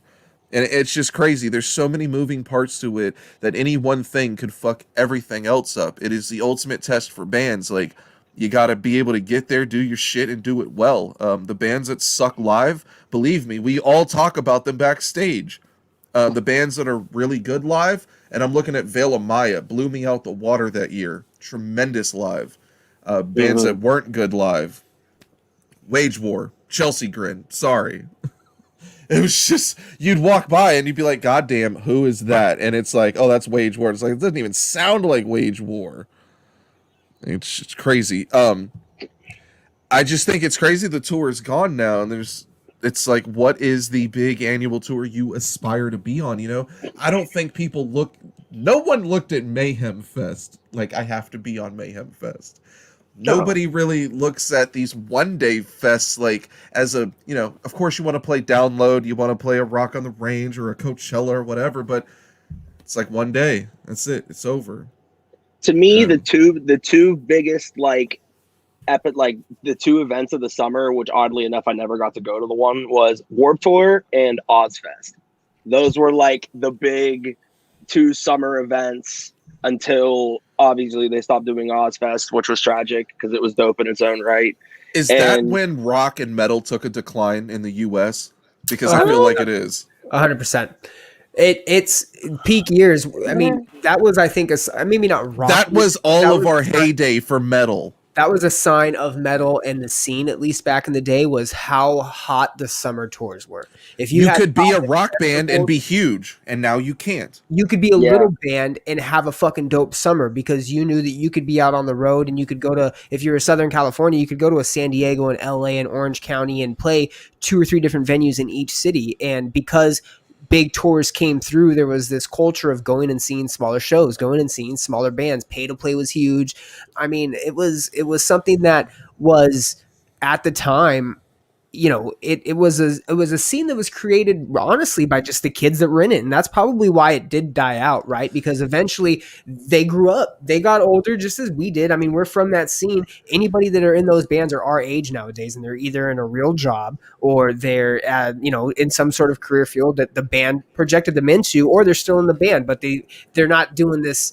You know, we're not seeing the bands that were only playing in front of 1,000 people still playing in front of 1,000 people. We're not seeing a Far Less. We're not seeing, you know, fucking Blinded Black. We're not seeing This Is the Hospital. Unfortunately, we're not seeing a lot of these. Oh, man. Yo, shouts to San Diego. If you know who This Is the Hospital is, they were so good. You know, 10 years ago, you could be in a band for fun and thrive and not necessarily worry about it. Not in 2021. Fuck no. There's not even tours. They're not even touring right now. Yeah, I was going to say that whole industry shut down. You basically have to like play live stream shows. Europe and Australia are open right now. One of the Michigan, one of the mega death fests or whatever, again, just got pushed back to 2022. Like, it's Coachella has been canceled, not postponed, but canceled. Yeah. Damn, they're just moving on to a new lineup. The Frank thing Ocean's that going to be like, y'all had your chance, I'm out. I think they're going to try to shoot for October of this year. I mean, the Olympics. Do we really think the Olympics are going to happen? I talked about that. We don't even need the Olympics. We haven't needed the Olympics since like fucking the 40s, dude. Just cancel them. Why don't they make the X Games bigger? God, get on it, Biden. Fucking serious. The thing that bothers me about all these Olympic hockey and Olympic basketball. Like, that's all I'm in it for. Hockey and basketball on the same ice. Anyways, the thing that worries me about all these rock tours disappearing is eventually when you outgrow the Disney Channel and Disneyland and you aspire to go to things that aren't childish like that. Warped Tour, Ozfest, what the hell else was there? Project Revolution. Yeah, that was another one. Yeah. Sounds of the Underground. There was fucking Summer Slaughter. Summer Slaughter didn't happen last year because of shit.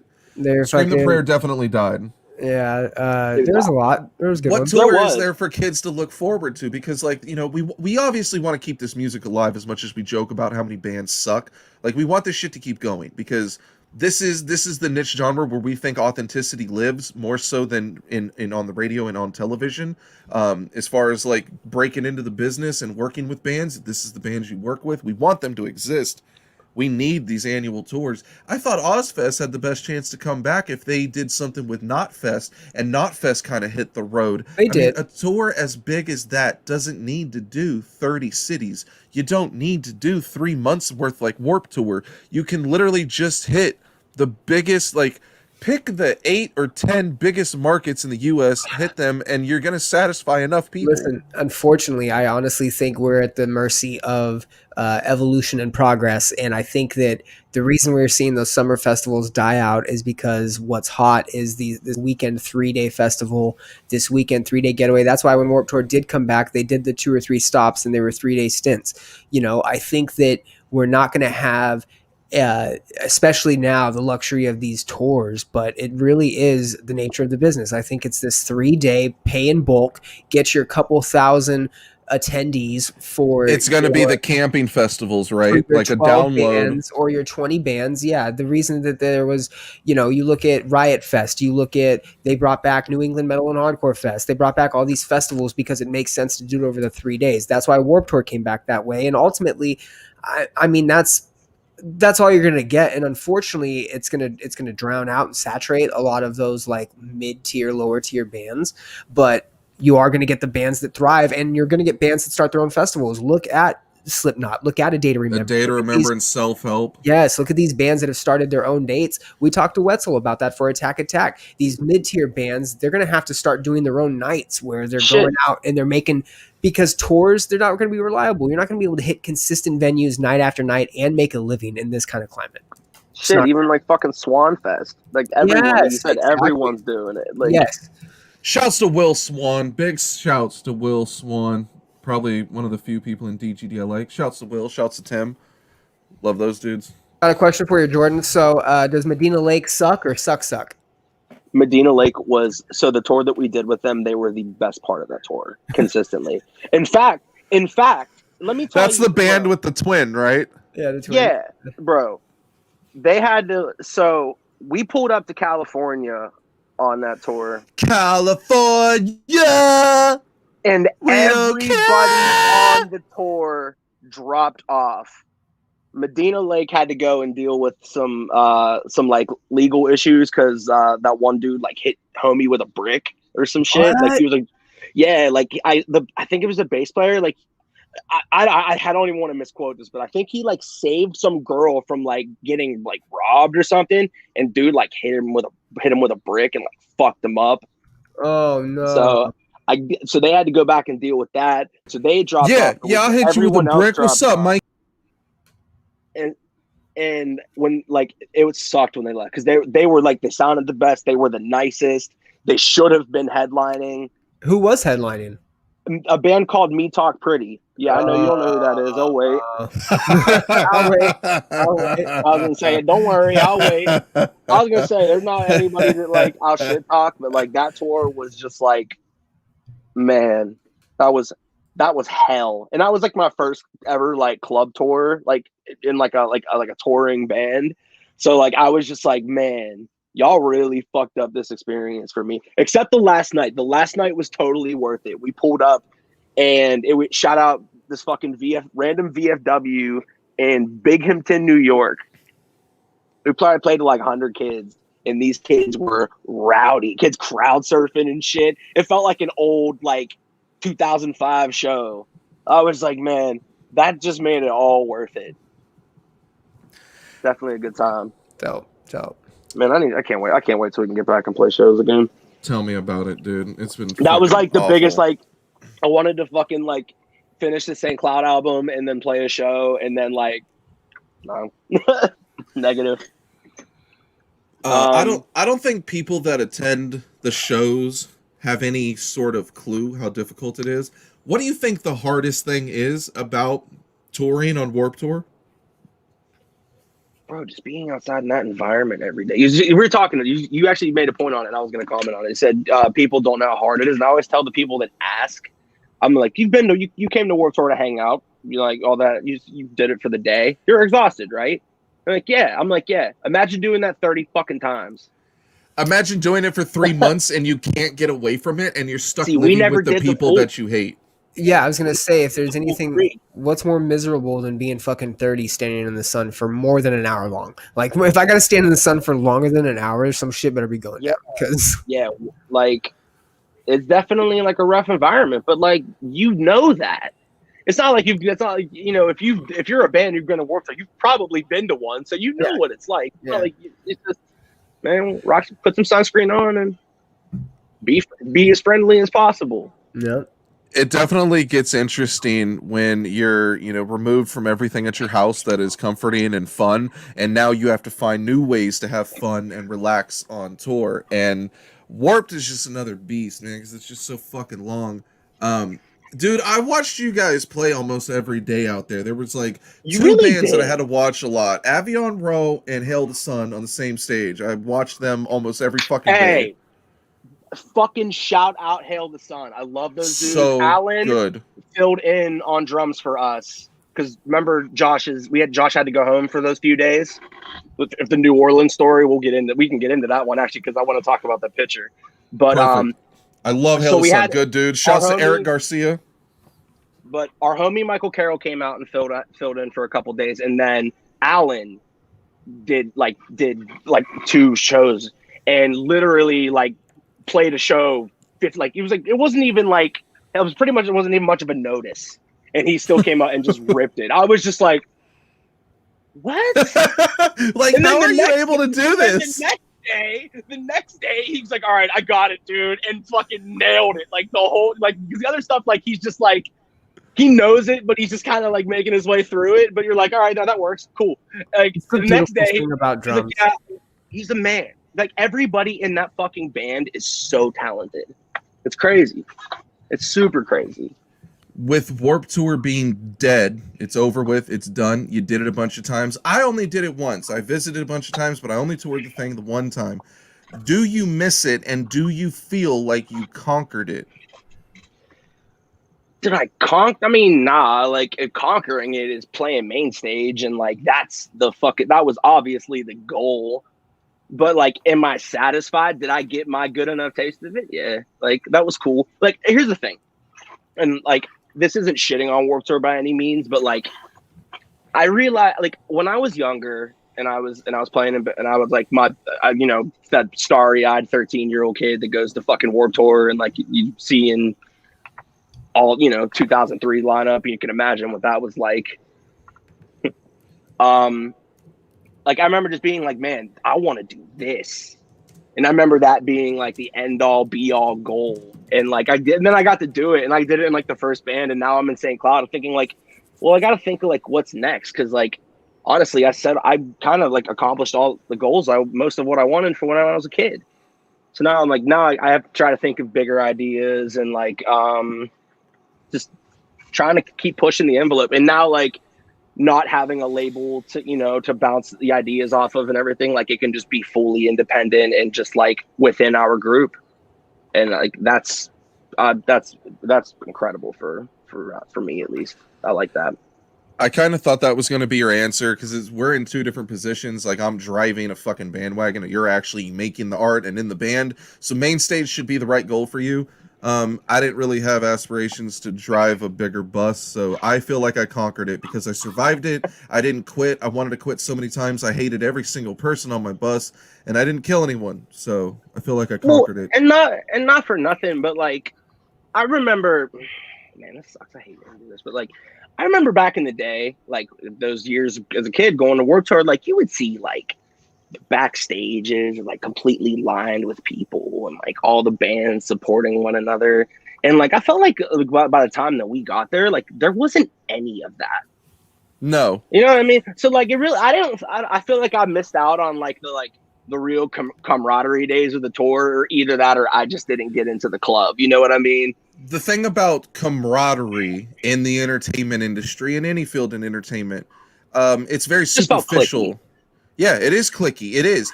In 90% of those situations, those people are not friends unless they can benefit one another. So with me and you, we really didn't have shit to offer one another but like some weed and some laughs. And so, we hit it off and shit. But if you're in a band, I can understand that perspective. Like as Hollywood and superficial as that is, like you kind of do need to improve your stature with other people. So you network with these people or whatever. I didn't really feel like I was part of a family. Well, and I'm there's too much competition. That's the problem. Everybody's in fucking competition with each other when really like we're not anyone's competition. Like we should all be thriving. Everyone should be friends. Like, and I'm not just saying that because like I'm the fucking small guy that wants to be in that crowd. I mean, like I would feel that way like no matter what. Like, why is everybody like why is anybody rooting for some people to fail? Like that's Don't- they're thinking. I don't think that- you can. I don't think you can just be in a band and root for the other guy, because I won't say who the band was, but on that particular Warped Tour, Broadside became an unexpected big draw. I ended up meeting a Yeah, lot I of people remember that that. came specifically to see them. They got bumped up to a main stage. This particular band came to me and was complaining that they had the longest meet and greet lines out of any band there, which I know was true, but yet they didn't get promoted to main stage like Broadside, and so they were upset. And it's like, if the fans heard that, they would misconstrue it and think like you're entitled or rude, but you're the one that's working for yourself and your band, and you know what you're capable of. So when you're not handed those opportunities, you're not earning them when you think that you are. I understand being frustrated. I just don't think Yeah. fans understand that at all. Yeah, like and like we had all the opportunities in the fucking world, but like I certainly didn't feel like entitled to the main stage.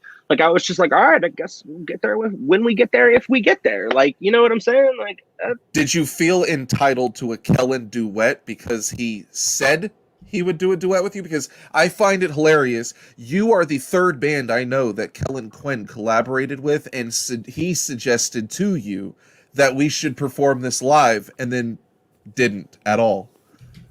I didn't care.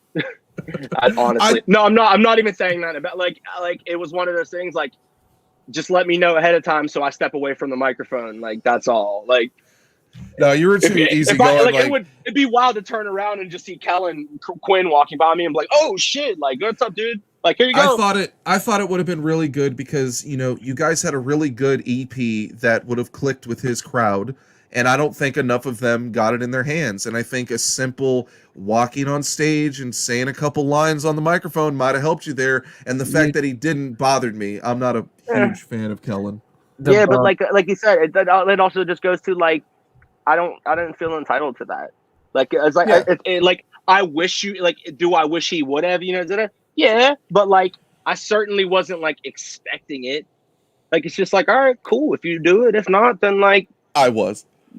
Yeah, but like, I'm you know what I mean.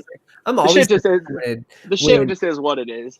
I'm always disappointed when a band is like touring with another band or is doing a festival with another band that they feature or an artist that they feature, and they don't do and they play the song, but they don't have the other artist come out. I'm furious. Anytime that happens, it's like, why are you teasing us?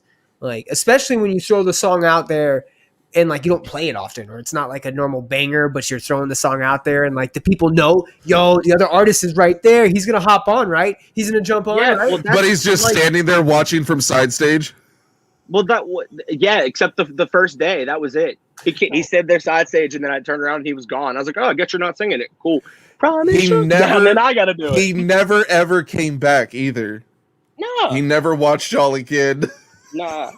He probably, and you know what? I think it was the Dallas show where it was like our first show of the day, and like sound was bad, and like we fucked up. The label watched us, like, and we just like bombed.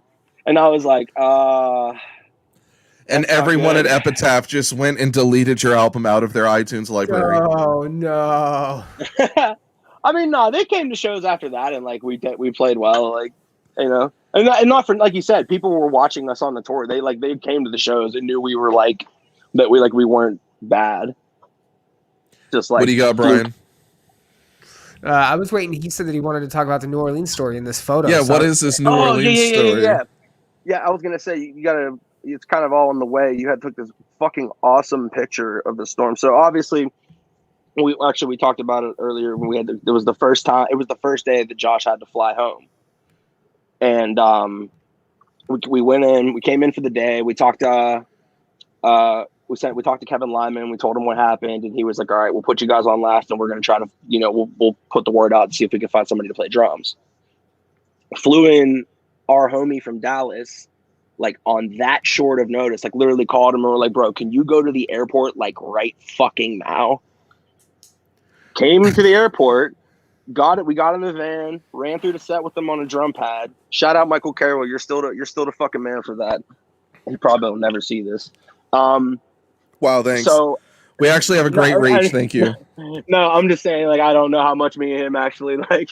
I don't know if it'll reach him. I'm not saying you don't have the reach, but I don't know if it'll reach him. If it does, you're the man. So we're done with the show. We're loading out. Kevin Lyman comes by on that ever so famous bike of his, and was like, "You guys better get all this stuff to the van. It's about to start storming." I was like, "What?" And not short as I said that, it was like, and just like a hurricane out of nowhere. It was crazy. I've never seen anything like that. It was humid all day, so the soon as we got a storm, it was a really bad one. Tons of lightning. Yeah. The only thing I remember, because I slept most of the day, is that I woke up, it was nighttime, and it was storming. It looked just like this here, and somebody was riding their mini bike around in this dirt lot with the buses, okay? So eventually they hit a pothole, and they fell off, and I don't know who it was. I don't know what band they were with. I was told they broke their leg and had to go home, and it was like the third or fourth date of the entire tour, and they're done. They have to go home. That was all I remembered. The ambulance came, got them, scooped them up, took them away. Oh yeah, I vaguely remember that. But like, dude, that whole day was just such a blur. Because obviously, we're trying to figure out like how we're gonna play the fucking show that day. Yeah, 4 days in, you still don't know what the hell you're doing on the tour, really. I mean, at that point, like, we had done it. That was like our third time. So like, we were settled into the rhythm, but it was just like, oh shit, this has never happened before. Like, we're like, dude, Josh had to leave middle of the fucking tour. Like, it was definitely like a challenge. And then like I said, at the end of the day, we just got slammed by that storm trying to load everything in the downpour. Ended up at a hotel. We're down in the bar, and I got a picture. There was some dude just asleep at the bar like this, just, and I fucking got the selfie. Oh, it was incredible, man. There were some so random good. fun times on Cheers. that tour, and because like you're stuck having to do the same job every day, no one's really got like an Xbox to just go and hang out and chill. You can't do your normal homie shit. I'm like trying to find something to do for like 2 hours before I have to nap the whole day. And like New Mexico, I was only awake for like an hour, man. Smoked a couple blunts, drank this Texas whiskey, and I was knocked the hell out. I've never drank Texas whiskey while smoking a blunt at 9 o'clock in the morning. It's not normal shit a person does. But, if it's Tuesday in New Mexico and there's a hot air balloon festival and Warped Tour going on, then fuck it. Or if you're up in fucking what's the Buffalo area and you get to go to the theme park. Oh my God, that was Syracuse. And we went to it was Syracuse, wasn't it? It was upstate New York. Darien Creek or Darien Lake. Darien Lake. Some shit like that. Darien Lake, yeah. So we went to what used to be a Six Flags there, and I rode this roller coaster like 6 times, right? Found out that someone had fell out of it and died like years prior, and that's why Six Flags sold it. Yeah, I didn't, man. But I had both my legs, so I was in there pretty good. So I heard about that whole thing on the 2011 tour, and obviously we got paper wristbands, so we're not eligible for that shit. So the 2 tours we did it where we didn't have the laminates, so we were like, all right, we can't go. 2016, I said, yo, I'm going to that fucking theme park if this is real. Because I just thought it was like urban legend. I didn't even think it was a real thing. So I go up to the counter, there's a lady and some dude there, and I go, I gotta ask you, is it real that I can just go in here for free because I have this? And she laughs. She goes, yeah, that's true. And I was just like, I was like, yes, this is real. And then we went and rode Man of Steel, like you said, like 7 times. I remember one of the times we walked in and we're all just kind of like, wow, I can't believe this got us in for free. And there's Ronnie Radke walking in, and he looked fucking miserable. And it was just the funniest sight to see the big black hair all up. And he just looked so unhappy in like the New York sun going to ride roller coasters. Like, dude, you don't look happy doing shit. I don't know what that guy's deal is.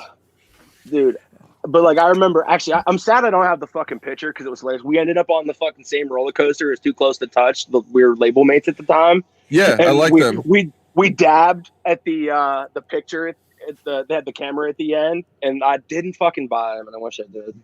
The shit was hilarious. I was like, we gotta get it, and we ended up getting it. It was perfect, and then we were like, oh, remember that? Could have got Keaton to sign it, you little mark. He wasn't in it. It was like, I think it was I know it was Mason and Thomas at the time. Oh, Anything Yeah. pre-Keaton, I don't want it. I remember being on that tour, and the band I was with instructed me specifically not to guest list these two girls that I had previously guest listed. They said not only does it make us look bad, but the Warped Tour has forbid it. And I said, well, what do you mean forbid? And they showed me a memo that got sent around to all the bands. And they said specifically these two girls were not allowed in. Please do not guest list them. And the reasons listed were the spread of disease and prostitution. Now, after I refused to guest list those girls, one of them said, that's fine. I don't care if I'm banned. I'll dye my hair and I'll show up at, dude, they went from like Cleveland to Philly. They showed up at the Philadelphia date or something. The Camden date, I think. They showed up and they were hanging out with your band and they ended up violently fucking your merch guy. And I just want to know if he's still alive. Who are the girls? Caitlin and Oh my god, Amanda. Yeah, he's good. No, he's good. He's chilling. All right, so his dick didn't fall off. No. All right, good, Think because he's okay. one of those girls, that Caitlin girl, she happened to hook up Oh with the my TM for God. Ice 9 Kills, and he had to go to the hospital the next day to have Oh my something on his God. throat removed. Now, I understand coincidences exist, and you don't just, go down on a girl and instantly get sick, but that is exactly what happened. So what am I supposed to believe? I'm smoking weed every day, okay? So yeah, she literally killed a guy. She That's killed the unfortunate. TM for Ice 9 Kills. He's not dead yet, but he will. Holy shit. Well, I think my friend is okay. Thank God. That was a lot to take in there. Holy shit. Are we gonna have those girls on the show? I'll reach out to him right now. Oh my god. They were desert rats, were they? Huh? I was asking Matt if they were desert rats. No, they were not desert rats. They were from the Cleveland area. I've Okay. told you the story before about I went on tour with a particular band. We had a big orgy in Cleveland Heights with them. Yeah. Sweet girls. Yeah, just the sweetest girls.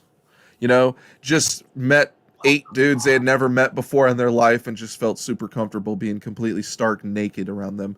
Jordan, what other crazy tour stories you got, man? If it's not an orgy, we don't want to hear it. I don't got any of those. Honestly, I don't really got a lot. There was that orgy we had with Sum 41. Derek was not a generous lover. Oh my god. I hear that a lot about He him. must have It's because he speaks to Avril. Matt Musselwhite spiked my Yingling. I don't remember it. Yangling's coming to Texas, bro. Yeah, they are. Yeah, no. How stoked are you? You probably don't care. Yeah, I don't give 2 fucks, bro. I don't give a shit about that beer anymore. Shiner. Shiner or die. Texas does have a lot of good beer.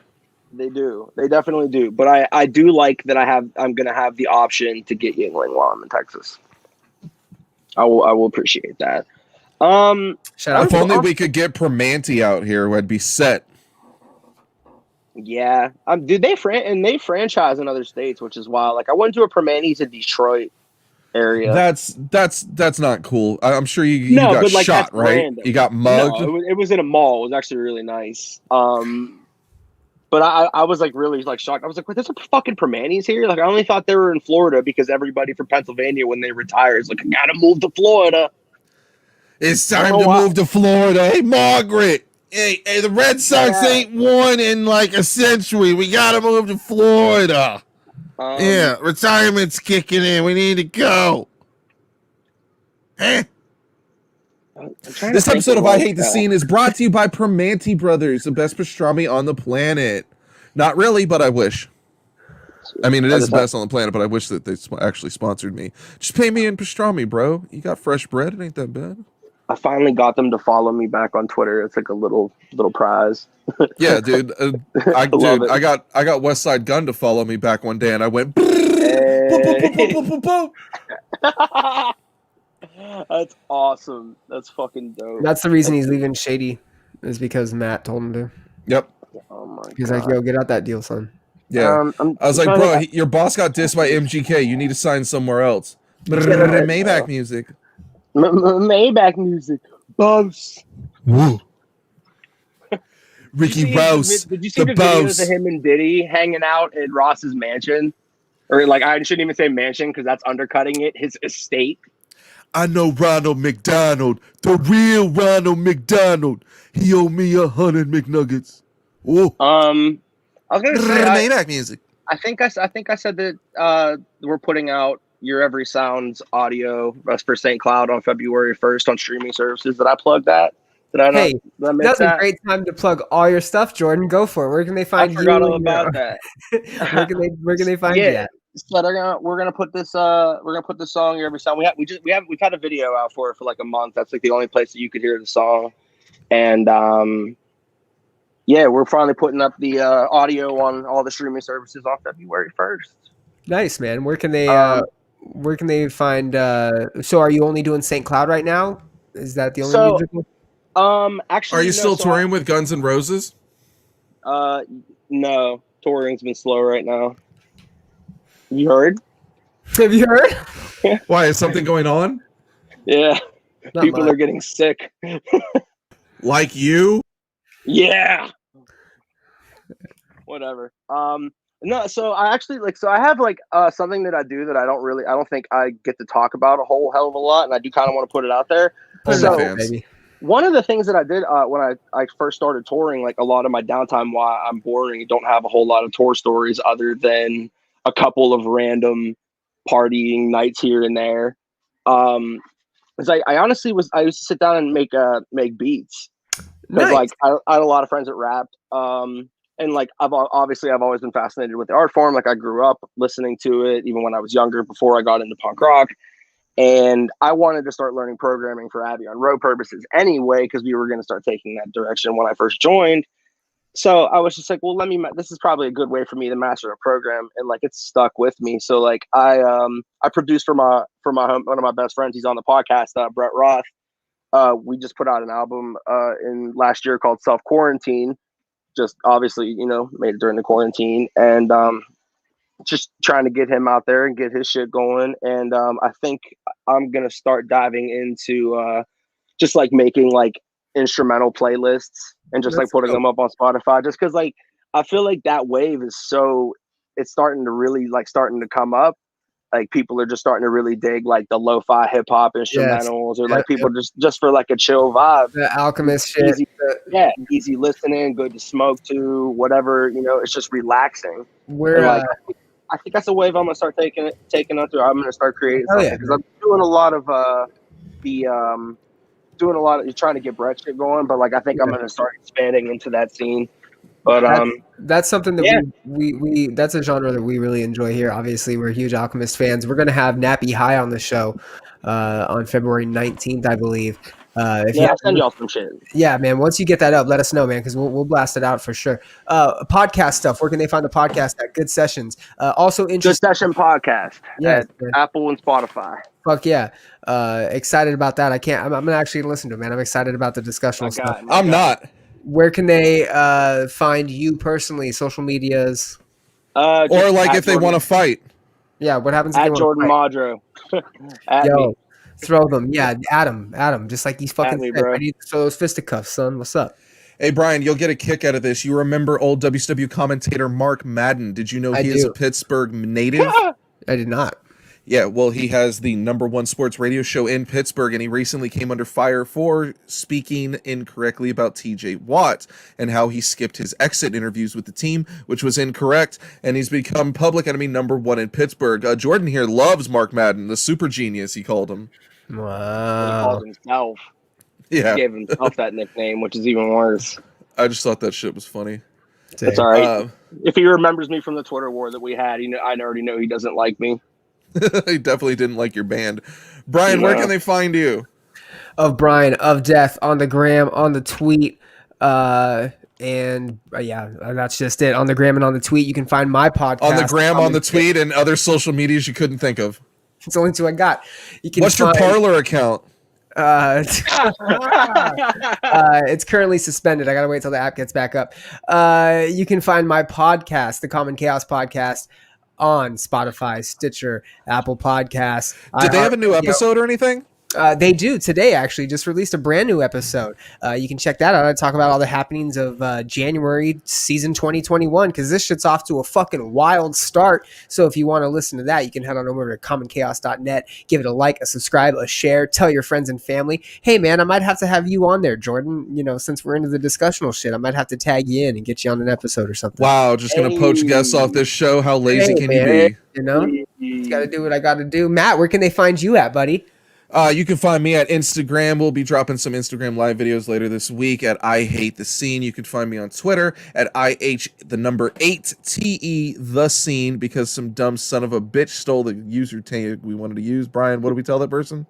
Listen here, Evan Tanner, I know you've already passed on to the other side, and I respected you while you were here, and I honor your legacy. But before you went to the other side, you took our fucking handle with you. How dare you, you selfish piece of shit? So I'm coming after your family. The guy that took our tag died? Yeah. Do we Evan still do Tanner. the bit next week? Evan Tanner, former UFC middleweight champion. All right, fuck you, Evan Tanner. You can also find me on Facebook.com/IHateTheScene, YouTube.com/C/IHateTheScene, Twitch.tv/IHateTheScene. You can find all of these links and more available on iHateTheScene.com. Mr. Jordan Modro, we thank you so much for joining the show. We're almost at 2 hours. That's how much fun we had with you. I mean, God, at this point, all we can do is, fuck you and never call you again. I expect we bought dinner next time. But nigga, I'm gonna say I need a nice seafood dinner.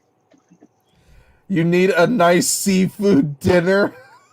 Hey, Anchorman. sorry, we only got a nice seafood dinner and never talk to me again. we only got Red Lobster in the books, baby. So I'm gonna take you to Red Lobster and leave you there with an appetite. You gotta settle for some I'm fucking, white trash. I'm white trash. That's luxury to me. Like literally, the joke in my town is like, we want a Red Lobster. Like it's been years, and I'm like, what is this luxury to y'all? You're gonna have to settle for garbage. Cheese biscuits or bust. Yo, that's the best part. It is, but that's all. If your town doesn't have an Olive Garden, then you're fucking lower class. Oh, we are lower You class. don't have a We family. love it here. You ain't got no family if you don't have an Olive Garden. Yeah, because when you're there, you're family. But when you listen to this podcast, you're a motherfucking...